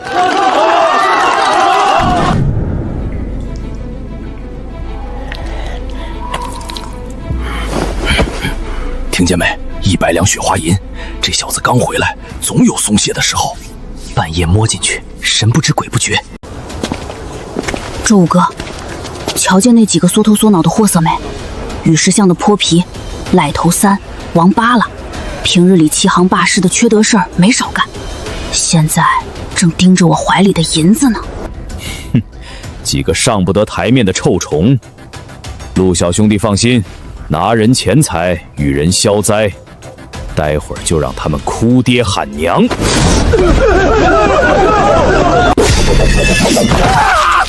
快也饶命！爷今儿个心情不爽哩，拿你们几个杂碎撒撒气，怎么不服？各位街坊邻里，我陆晨今日侥幸除了妖兽，承蒙县尊大人赐下这巡山统领。若非平日里街坊们多少照拂，我一个孤小子难有今日。陆晨在此谢过各位高邻。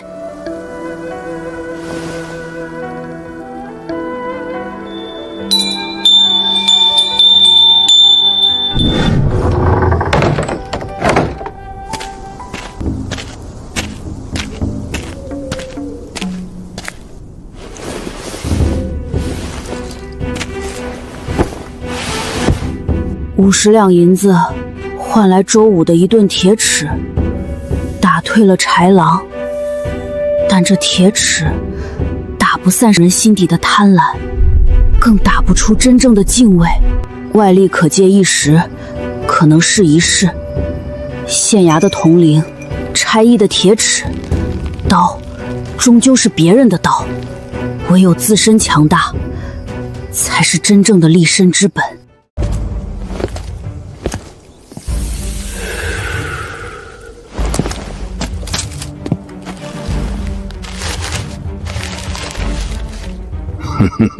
出息了，六子。全靠沈爷您教导有方，小子侥幸得手，不敢居功。这禅衣特来献给您。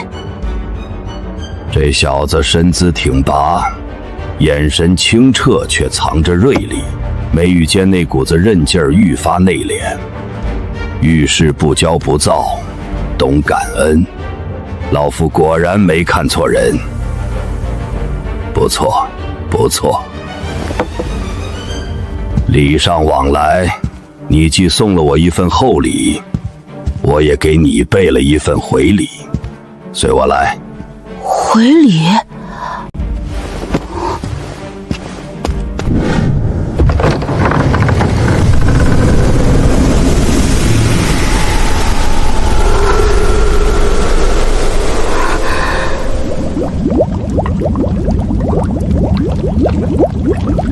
宋彪与我提过，你入了烧身馆习武，这是好事儿。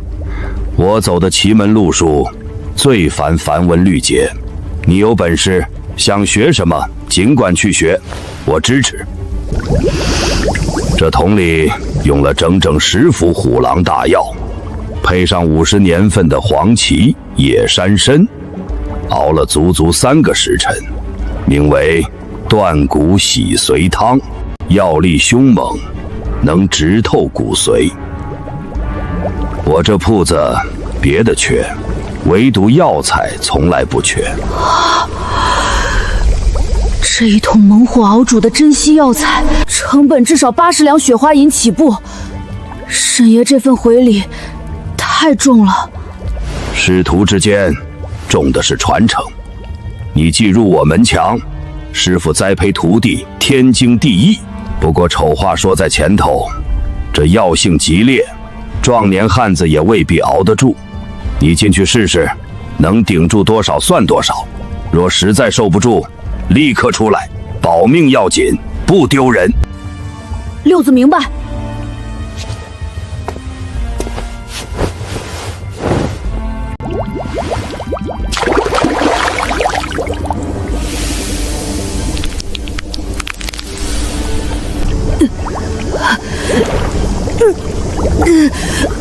好烫，像是有无数把烧红的尖刀在往血肉里钻。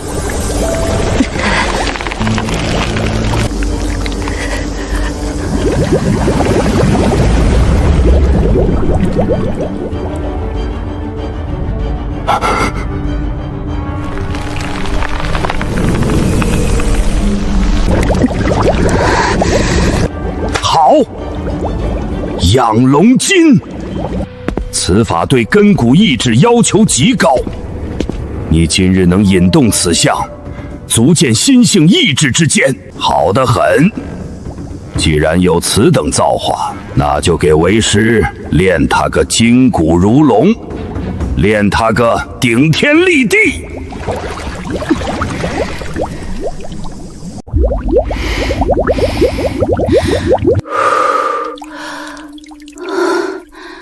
筋骨像是被拆散了，重新拼装过一样。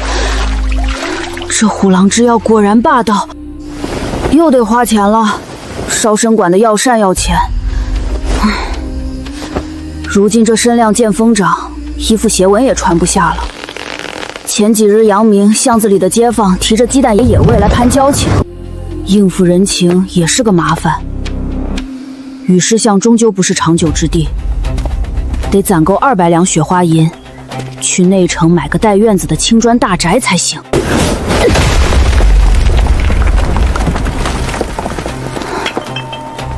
入进大城，这3日抽筋的苦没白吃。哎呀呀，陆小哥，可算等到你回来了。在下回春堂管事贾仁，久仰小哥根山郎的大名，今日特来拜会。贾管事客气了。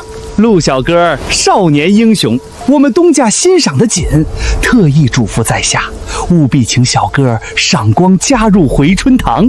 内城一座3进带小院的宅子，月俸纹银60两，每月还有5副固本培元的保身丸奉上，你看如何？贾管事美意，陆臣心领。陆臣已有师承，在沈爷处很好，暂无他念。哎呀，无妨无妨，陆小哥重情重义，既然如此，在下也不强求。只是听闻小哥得了3足禅，那禅衣不知可否割爱，价格绝对好商量。那3足禅衣我已献恩师沈爷，实在拿不出了，您的厚礼也请带回吧。既然禅衣已献师尊，也是情理之中，小哥再考虑考虑。回春堂的大门随时为您敞开。呸！给脸不要脸的小杂种，真以为宰了头畜生，挂个破铃铛，就高人一等了？在这安宁县，离了我们药铺商行，你那些山货烂在山里喂耗子去吧！傍上个半截入土的老棺材囊子沈长河，就以为攀上高枝了。不识抬举的东西，咱们走着瞧，看你能得意到几时。走。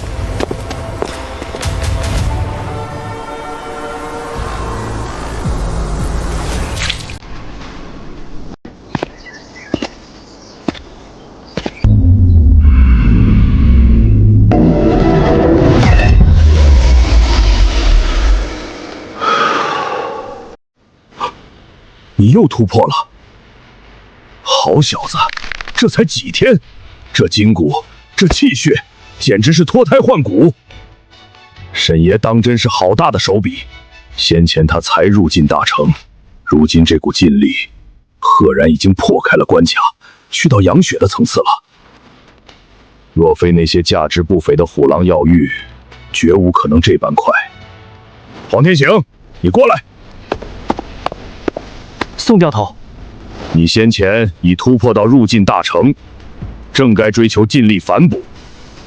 如今陆晨也到了这般境界，正好，你二人当众搭把手，让我看看你们对尽力的掌控。莫要觉得他年岁小就轻视，否则你得栽个大跟头。一个刚来没多久的采药郎，就算走了狗屎运，得了沈爷的厚赐，强行拔高境界，也必定是根基虚浮，劲力松散，如何能与我这稳扎稳打的人比？陆师弟，请了，咱们就按规矩搭个手，试试劲。黄师兄，得罪了。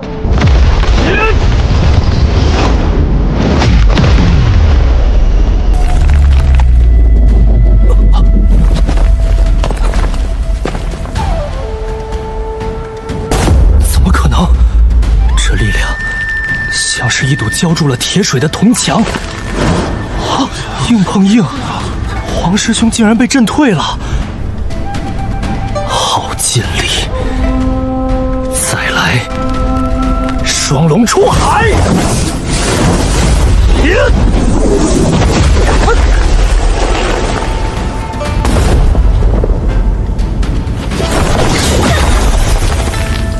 完了！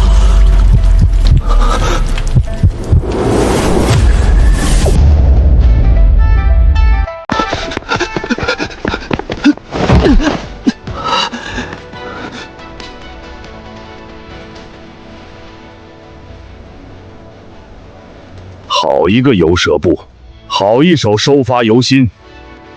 黄天行，你输得不冤，气血搬运，引有虎豹雷音，筋骨发力，尽力凝练如混，这是踏入了养血之境，力冠第二重天的征兆。黄师兄，承让了，小弟侥幸突破，方才多有冒犯。陆师弟天纵奇才，我输得心服口服，是师兄我有眼无珠了。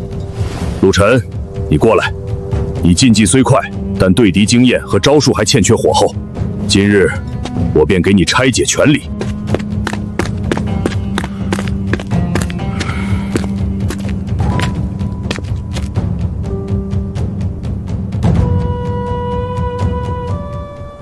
陆哥，你如今风头正劲，有桩事儿，老哥得提点你几句。龙脊岭那地界盘踞着不少根山狼，这些家伙个个都是刀头舔血的狠角色，手上是真有几分邪门手段的。他们最喜欢抱成团，拉起那老胡子的巡山队。图什么？为啥？图的就是人多势众，好去搏那深山老林里的百年老参、奇珍异兽。你如今在安宁县弄出这么大动静，名声在外，那些闻着腥味的豺狼必定会找上门来，想拉你弱火。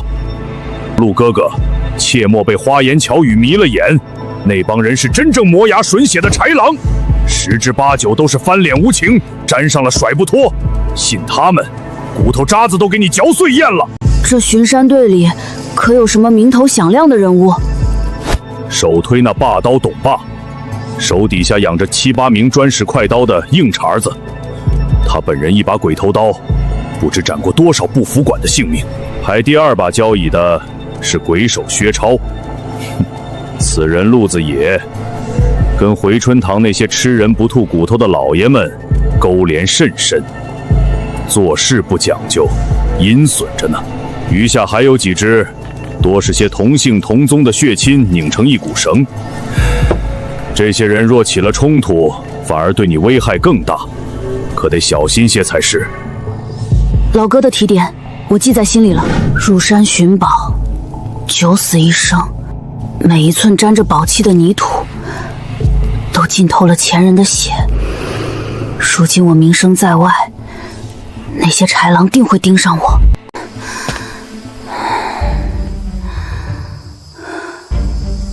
未来如何，暂且不明，但这方寸之地，筋骨为城，实力就是我最大的底气。贾管事，今夜兴致不高啊，是哪路不开眼的家伙触了您的眉头？东家那边半年一查账的日子快到了，这阵子邪了门，派出去的采药人连着折进去好几波，硬是没弄到几样够成色的毒物。这鬼日头毒得很，带毒的玩意儿都缩在阴沟缝里。本来我盯上了恶虎溪那只成了精的三足蝉，刀子都磨好了。别提那小崽子了，我刚从他那儿碰了一鼻子灰回来。一个不识抬举的狗东西。要不我找个他入丹上山的时机，悄没声的做了，一了百了。不可，他是沈长鹤罩着的人，而且近来风头太盛，在衙门那边也挂了号，动他那是自找麻烦。当务之急是想办法尽快弄到够分量的毒物，给东家上供，否则咱俩脚下这条船迟早得翻进宝椒江为王吧。放心吧，贾管事，我薛超办事什么时候让您失望过？这事儿我早打听过了，如今已经有些眉目了，只等着时机一到。气血大涨，饭量倍增，想要继续破关，药膳药浴绝对不能断。手里这几十两银子看着多，真花起来怕是连半个月都撑不住，还得进山。让开！让开！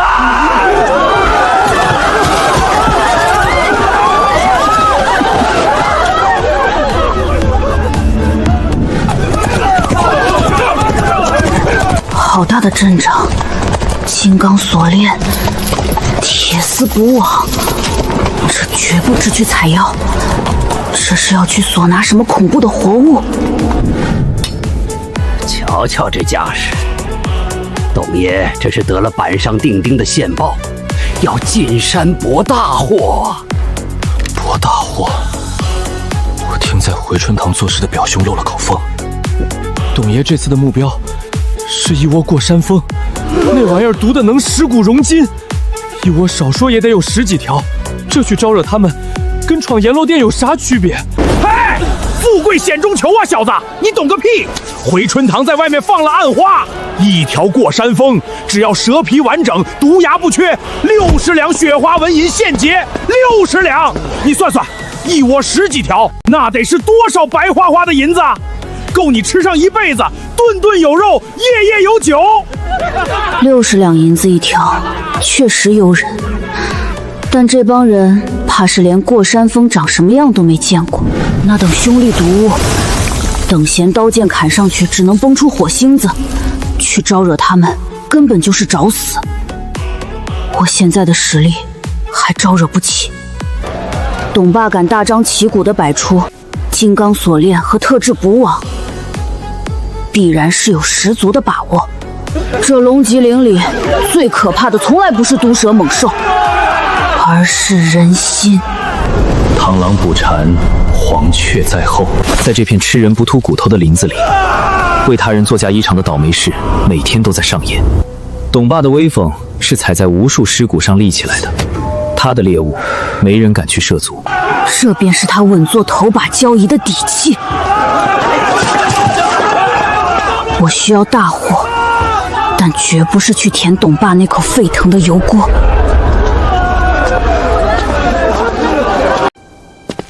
董爸的做派提醒了我，唯有实力才是根基。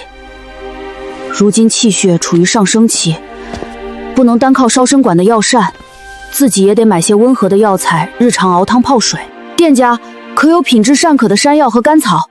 党参何首乌太贵，且药性霸道。身子是鼎炉，莫求一步登天。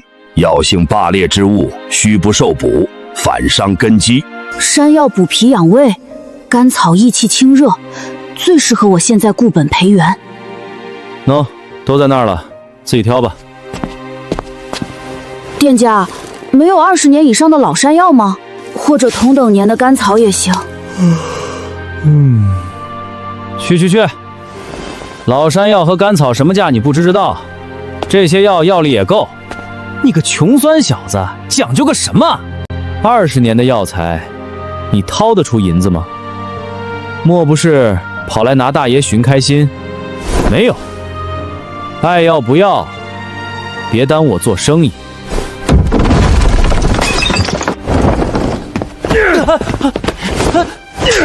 混账东西，真是瞎了你的狗眼！这是咱安宁县除了三足禅祸害的英雄，陆晨陆哥哥。前阵子替街坊邻里挡灾的义举，你这不长耳朵的蠢货没听过，竟敢如此怠慢！滚去后面劈柴去！是，东家息怒。陆哥，快请坐。底下人不长眼，您多担待。愣着干什么？快给陆哥上茶！把我的雨前龙井拿出来。这就是名声带来的好处。但凡听过我事迹的，不管真心假意，总要给几分面子。多谢东家。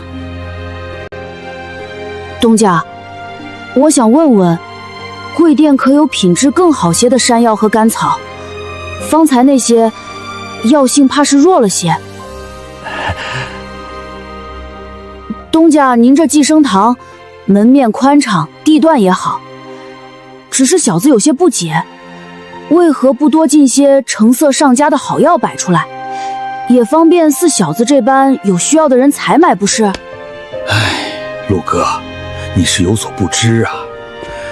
开药铺这行当，看着是打开门做生意，自由买卖，可实际上，哪能是我想收什么药就能收什么药？哦，这是为何？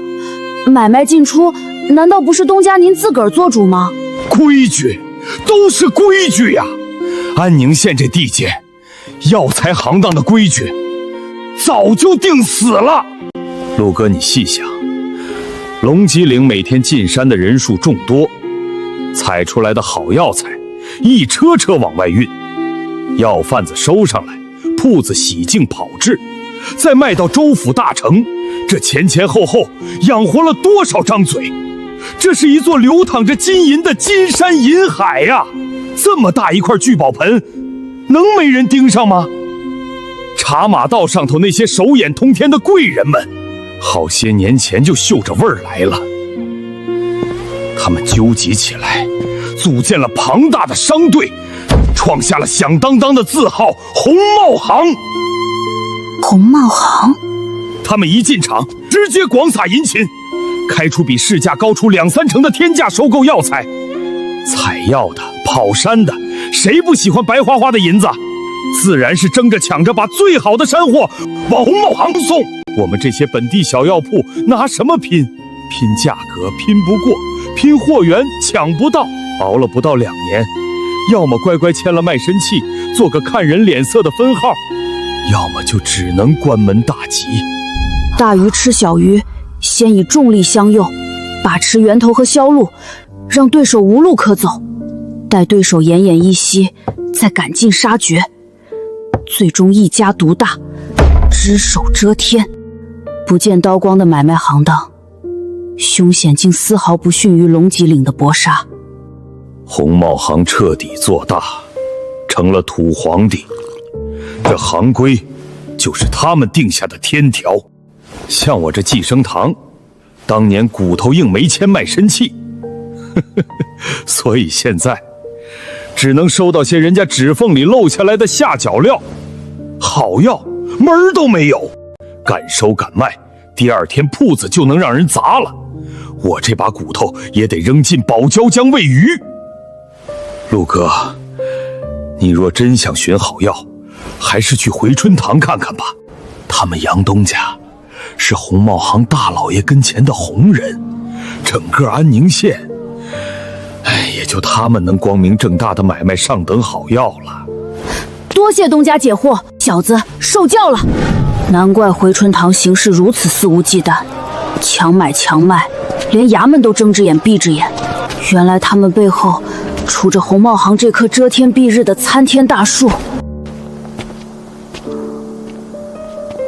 行当龙头，这安宁县的水比我想象的还要深。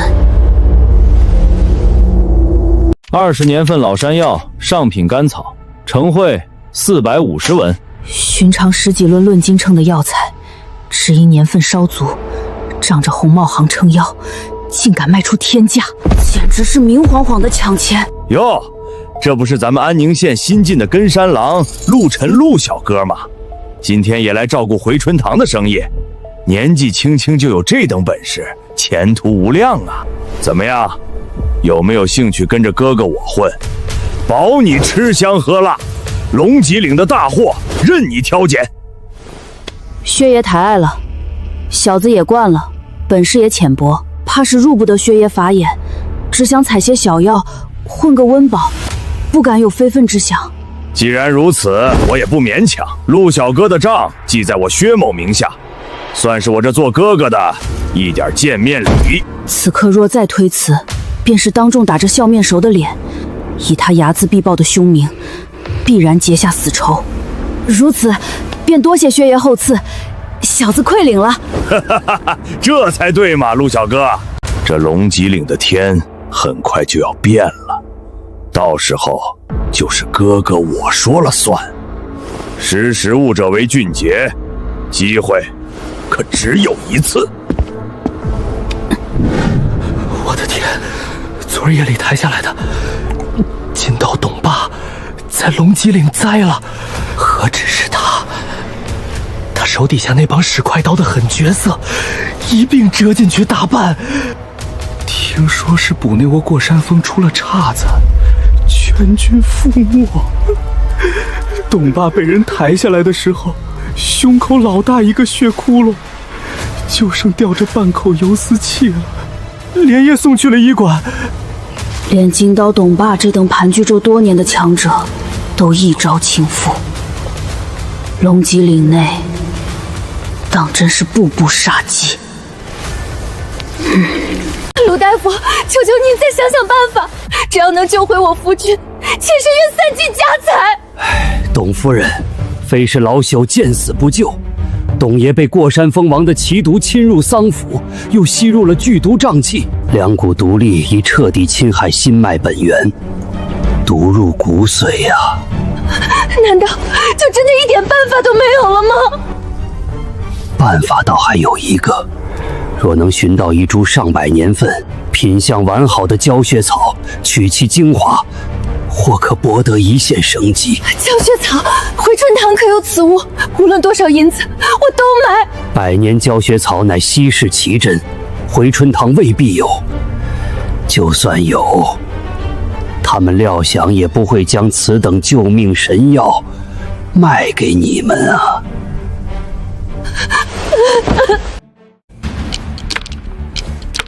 薛爷，消息千真万确，董霸那老小子栽在黑风涧了。抬进妙手医馆的时候，浑身紫黑，跟块烂肉似的，就剩半口气吊着了。什么半口气？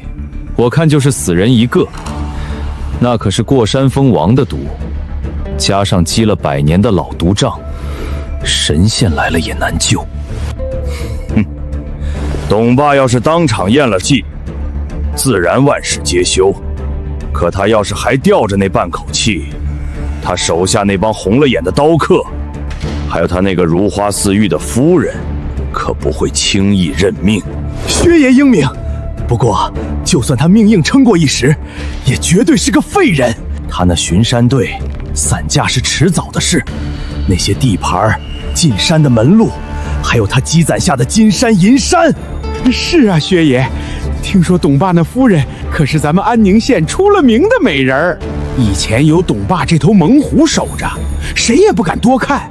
现在嘛，薛爷，您如今可是龙脊岭当之无愧的这个，如此角色，何该归您所有？董爸一个快死的人，哪里配得上？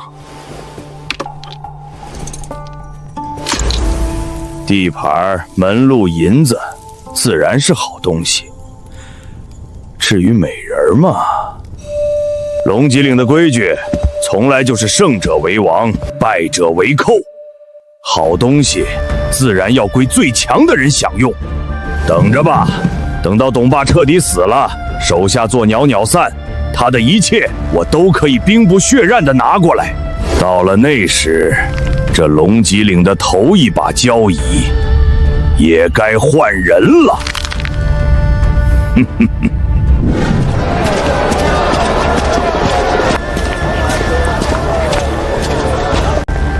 听说董爸那队人马撞上了硬茬子，那窝过山峰里养出了一条成了精的王蛇，磨盘粗细，鳞甲刀枪不入，喷吐的毒物能融金化铁。可不是嘛！巡山队的好手被搅碎了好几个，要不是死忠心腹豁出命把董爸抢出来，早连骨头渣子都没了。这事儿透着邪性。有人看见鬼手薛超的人，在董爸他们进山前，也在那附近晃悠过。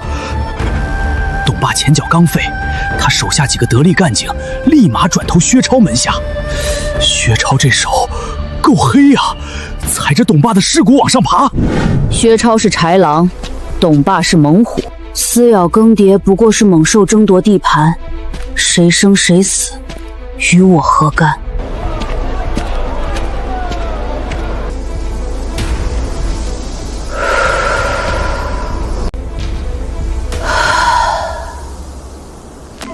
药膳滋养，庄公打磨，气血越发雄浑了。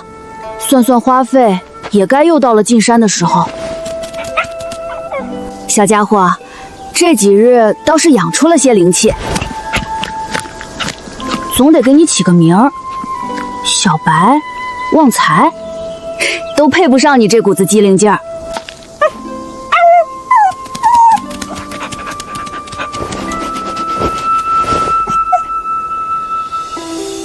你想让我带上你一起进山？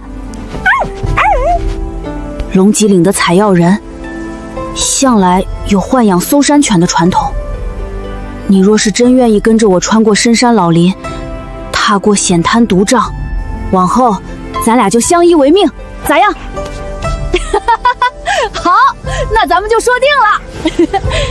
还没给你起名呢，干脆就叫你啸天好了。这次进山只为采些寻常药材填补家用，稳妥为上。走，啸天，进山。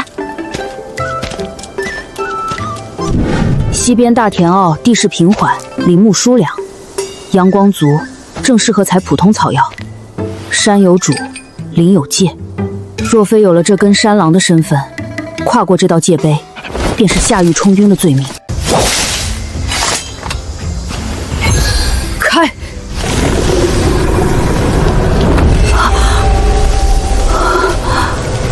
黑红交织，死气与血光之灾，哪怕是这靠近外围的龙尾区域，也绝非善地。那大祸去不得，就是那儿了。小天，咱们过去瞅瞅。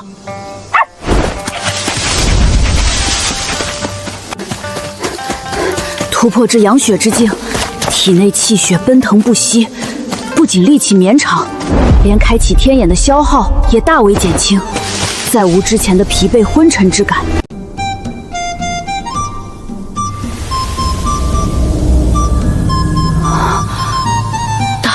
手。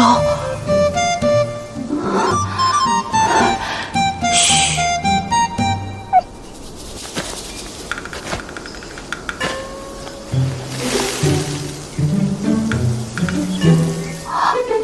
老虎江。老虎江，学名黄精，仙家余粮也。寻常采得，须经9蒸9晒，退其滋腻。传闻上古修士常以此物辟谷修行，撞大运了！这可是固本培元的好东西。50年、80年，看着枝叶形态，竟是上百年份的老药，怎么会生得这么好，而且如此有序？事出反常必有妖，这山壁最深处到底藏着什么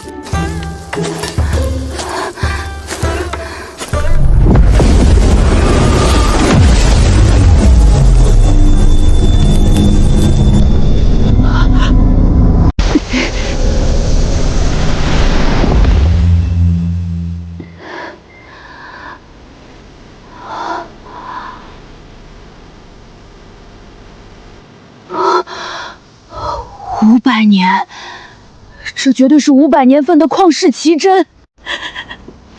发财了，这下真的发财了！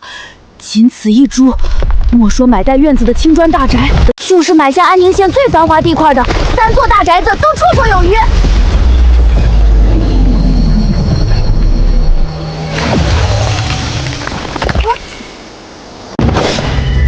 糟糕，成精了！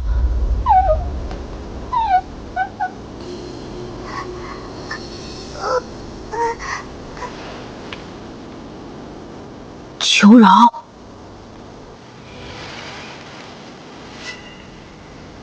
你是想求我放过你，不要把你挖走，对吗？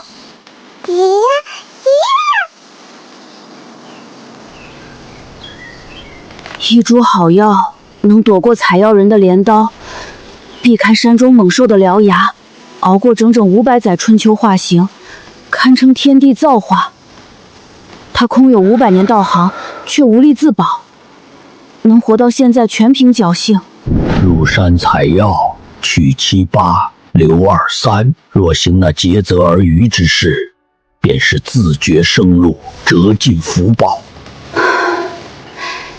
金山银山，可以凭本事慢慢去挣。大宅子，早晚也能买得起。可若是为了眼前这点富贵，断了你这500载才修得的灵性，那才真是亏了良心，折了福报。行了行了，我不挖你，快走吧。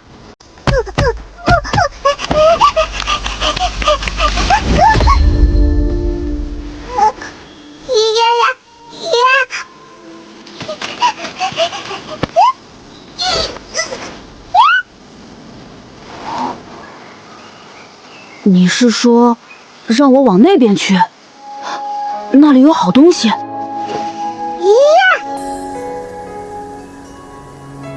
好，我明白了，多谢你的指点，我稍后一定过去看看。摘都摘了，总不能让我再埋回去吧？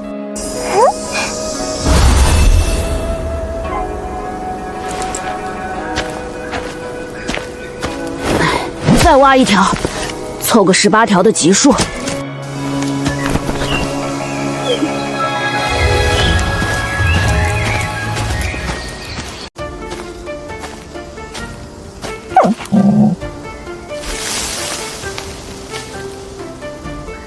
山神庙，这毒瘴弥漫的深山老林里，怎么会有一座庙？荒山立庙，必有官府牒文或乡绅财力支撑。这龙脊岭深处人迹罕至，建庙于此，事出反常必有妖。开！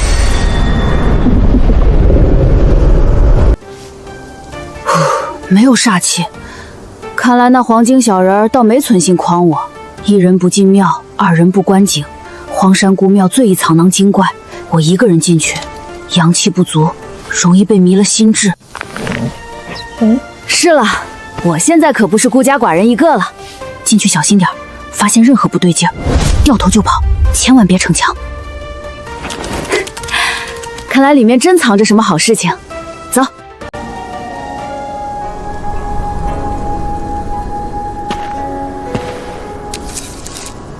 也不知这供奉的是哪路尊神。爷爷说过，入庙烧香，非为求利，实为静心。无论庙宇大小，既入此门，当存恭敬。小子陆晨偶入宝刹，惊扰尊神，期望恕罪，愿神灵庇佑。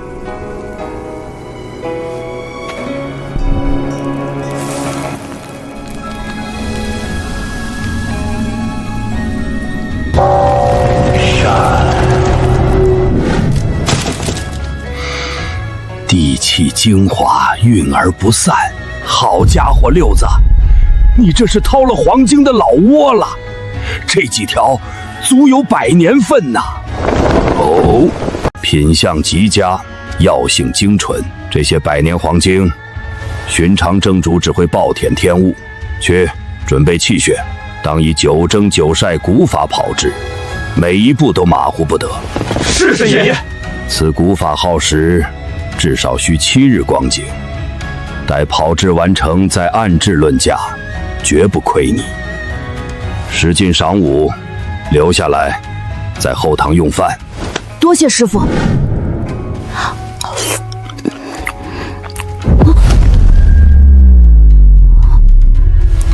师傅，这饭……黄精者，地之精也，食其精华，自能壮气血，补根基。这几日你好生练功，将这股药力彻底化为己用，莫要浪费了这份滋养。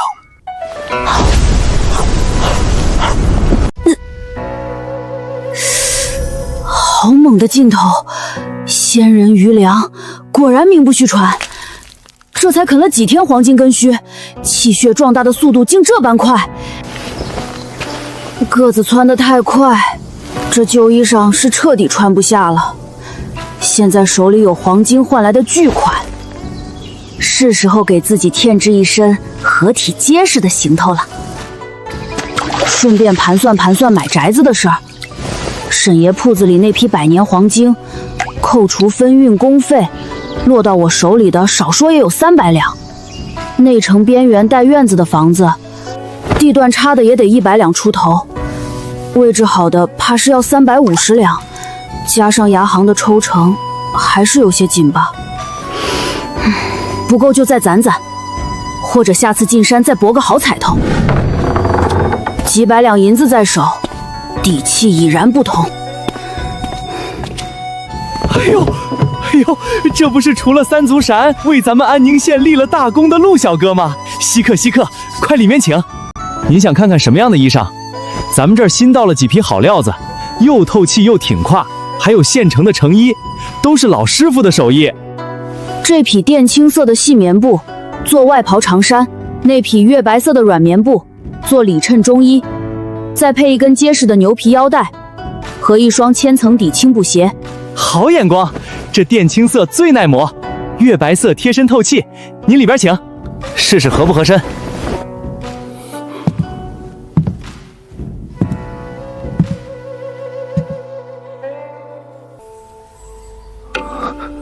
这是我。陆小哥，您瞧瞧，这身衣裳简直就是为您量身定做的，这气度，走在街上说您是州府里来的贵公子都有人信。且正。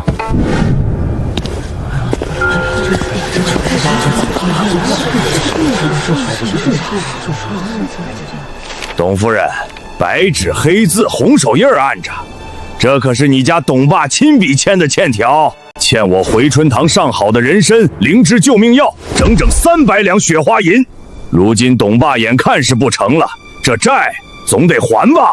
薛超，你休要血口喷人！我家夫君为人顶天立地，从不曾欠过这等无中生有的借据。这手印，定是你们趁他昏迷不醒，强行按下的。放屁！人证物证俱在，官府老爷断案也得判我赢。今天要是拿不出银子，就乖乖腾房子，拿地契抵债。到时候孤儿寡母流落街头，可别怨我薛某人无情。嘘，小声点，什么欠条？分明就是薛超看董爸不行了，要吃绝户啊！董爸一倒，地盘生意全归了薛超，现在连最后安身立命的宅子都要夺走。这豺狼当道，龙脊岭的天彻底变了。趁你病，要你命。这世道，失去力量庇护的财富，便是催命的毒药。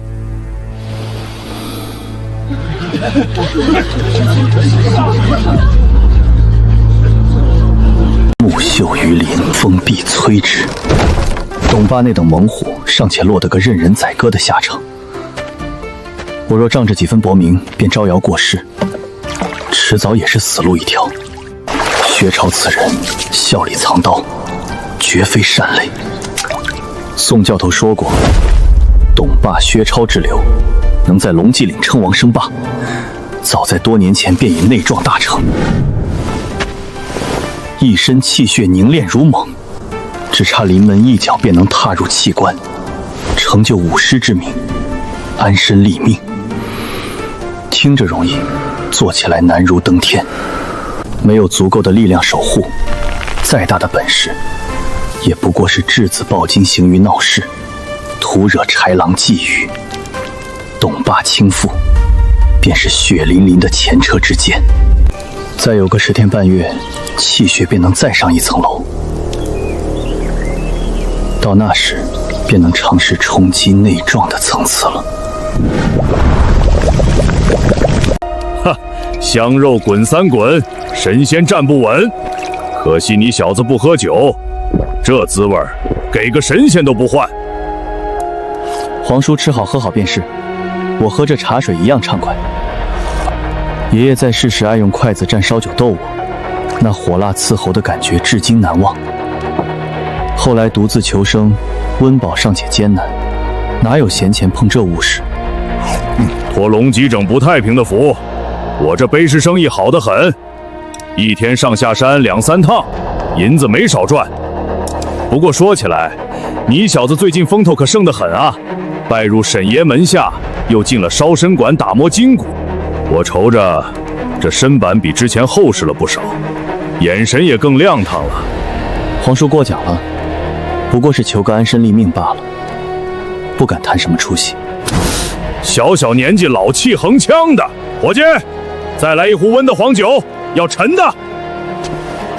这黄酒醇厚不辣嗓子，你尝尝。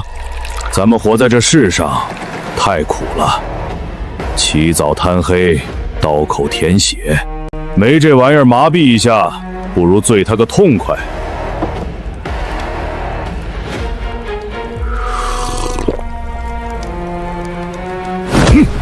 小子，听叔一句劝，千万小心鬼手薛超。他正琢磨着要统合龙脊岭所有的跟山狼、巡山队，坐实他龙头老大的位置。你记住，千万别犯傻，别跟他对着干，别出头。那家伙心比蛇毒，手段狠辣。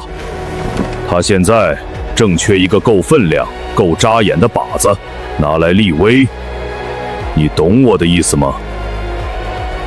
薛超要立威，而我最近名声鹊起，手握县衙统领，又背靠沈爷，简直是龙脊令最扎眼的活靶子。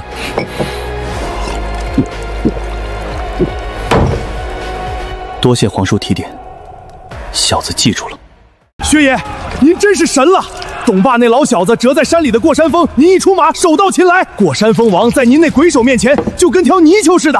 兄弟们跟着您，真是祖坟冒青烟了。就是，薛爷威武，龙脊岭第一把交椅，非您莫属。以后这山里的大货，还不都是您碗里的肉？兄弟们跟着薛爷，那真是吃香的喝辣的，穿金的戴银的，享不尽的富贵。薛爷敬您，以后刀山火海，您一句话。哈哈哈，说得好！弟兄们跟着我薛某人，保准让你们吃香喝辣，衣食不愁，银子女人样样不缺。这龙脊岭从今往后就是咱们兄弟的聚宝盆，喝，今夜不醉不归。喝，接着喝，老子还能喝10碗。薛爷，您歇着，兄弟们去前头接着乐呵。一帮蠢货，只配做探路的耗子。贾管事，久等了。薛老弟好手段，那窝过山峰的毒牙成色极佳，毒性猛烈，东家见了很是满意。这次算是解了燃眉之急，查账那事儿可以再缓上一缓了。缓一缓是好事，但想真正讨得东家欢心，让他老人家高看一眼，光凭这一窝过山峰，恐怕还不够分量。老弟看得明白，东家的胃口大着呢。我晓得。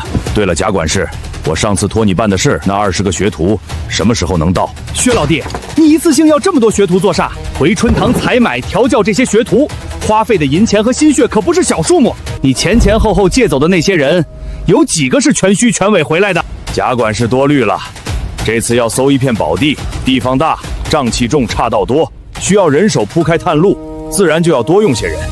放心，这次我亲自带队，定会多加小心。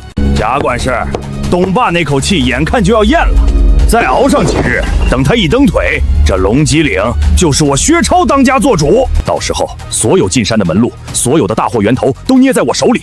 只要这一趟成了，让我再得一件惊天动地的大货，那些还在观望的跟山狼自然心服口服，唯我马首是瞻。到那时，你我兄弟在这安宁县就不再是仰人鼻息的管事和把头了，咱们就是真正能呼风唤雨的1号人物。东家说不定到时候他都得指望咱们，再不敢视若走狗般随意使唤。摆脱下人身份，连东家都要倚重，这前景太诱人了。薛老弟，你最近动作不小啊，又是问我要大批学徒，又是在城外悄悄招募干活的瓦匠木匠，还撒出去几百两雪花银。你到底在谋划什么？贾管事，心急吃不了热豆腐，这是一桩天大的造化。你只管把人给我备齐，待我做成尘埃落定之时，自然会将这桩泼天的造化原原本本告知于你。鬼仇见证的瘴气如活物般凶厉，若无这狗宝护住心脉，踏入便是死路。小天，莫出声，惊了林中的活物。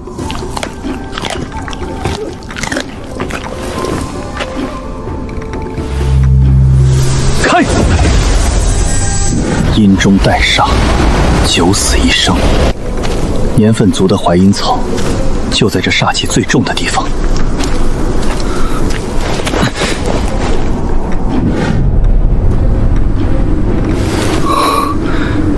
100年一种，阴煞结晶。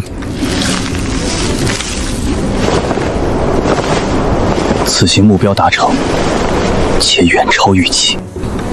趁着夜色未退，速速下山。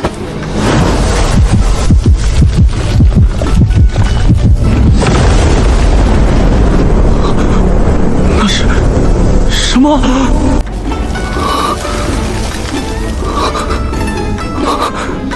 龙血草。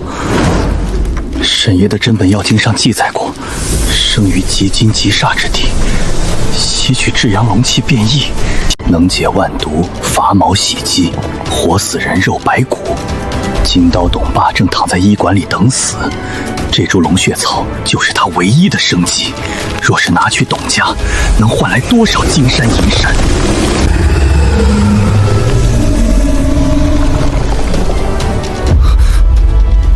这玩意儿比我之前杀的那只三足麻还要恐怖10倍，我绝对不是对手。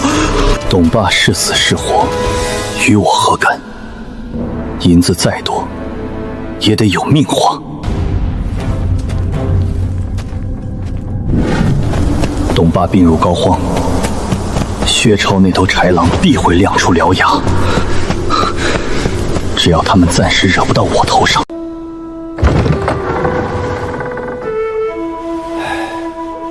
董夫人，你还是早做打算吧。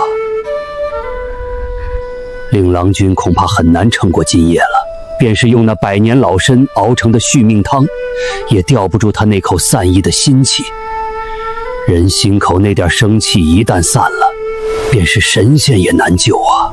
陆大夫，难道真就一点法子都没了吗？这些天，那薛超步步紧逼，他手下的泼皮无赖日日上门寻衅滋事，砸东西，污言秽语。硬是把好好一个家搅得鸡犬不宁。夫人，那薛超就是头喂不熟的豺狼，他贪图董爷的基业，不达目的绝不罢休。董爷若真有个3长2短，他只怕会做出丧心病狂之事啊！完了，董大哥一走，龙脊岭真就成了他薛超的天下。薛超那厮心比蛇蝎，咱们以前跟着董大哥，没少跟他的人干仗，结下的梁子海了去了。他如今势大，又睚眦必报，咱们几个只怕是没活路了。烧神馆的宋彪宋教头登门拜访，他指明要见董夫人。灵堂都还未设，棺椁都未备齐，宋教头这就赶着过来了。宋彪是内壮大成的高手，与我家夫君素无交情，深夜前来，莫非是来落井下石，与那薛超沆瀣一气？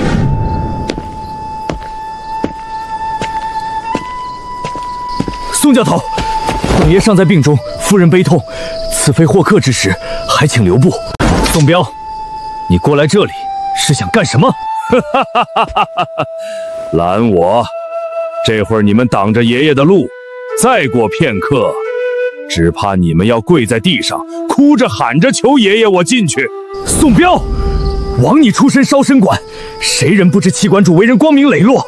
你身为他的得意弟子，却与薛超那等豺狼勾结，趁董爷病危落井下石，实在不配做气馆主的徒弟。薛超，哼，不过一条得志的柴犬，也配与我宋彪勾结？他算什么东西？宋教头深夜驾临，不知有何指教？鲁大夫，董霸那厮若还没咽下最后一口气，那就还有的救。鲁大夫，董霸那厮若还没咽下最后一口气，那就还有的救。宋教推，董爷命悬一线，那过山峰瘴毒早已深入骨髓，缠绕心脉，老朽穷尽所学，也只能延缓。纵有神药，也难化解那盘踞心脉的毒煞之气呀。除非是那至阳破至阴，能活死人肉白骨的龙血草。龙血草，此物生于极阴极煞之地，百年难遇。便是董爷全盛之时，集所有跟山狼之力，也未必能寻得一丝踪迹啊！宋教头，求您救救我家夫君！只要您能赐下龙血草，妾身愿散尽家财，变卖所有田产宅地，绝无怨言。龙血草，宋教头真有这等神物？董爷若死，薛超必拿咱们开刀立威，拼了！宋教头，方才是我等有眼无珠，口出狂言，求您大人大量，救董爷一命，我等愿做牛做马，报答大恩。哼，归我作甚？你们求错人了。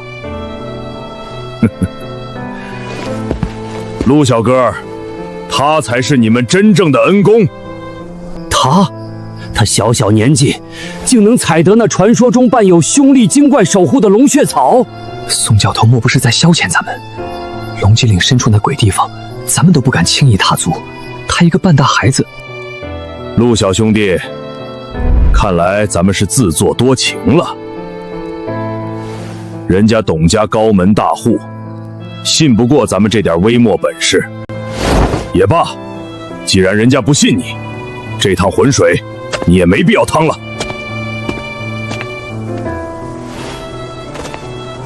好。宋教头且慢，陆小哥请留步。只要能救我家夫君，两位的大恩大德，董家没齿难忘。银钱地契，只要二位开口，妾身绝无二话。陆小哥，若能救董爷于危难，从今往后，我等兄弟任凭陆小哥差遣，刀山火海，绝无二话。我并没有采到龙血草，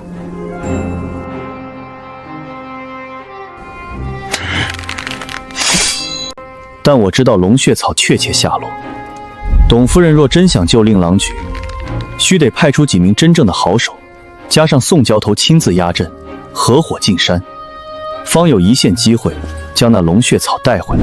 薛爷，妙手医馆那边得了准信儿，董霸那口气绝技熬不过今晚，天亮之前必死无疑。好，死得好！没了董霸这头病虎，这安宁县还有谁配压我薛超一头？从今往后，龙脊岭就是咱们兄弟伙的聚宝盆。他董霸定下的规矩，统统作废。以后这山里的油水都得按我薛超的规矩来分。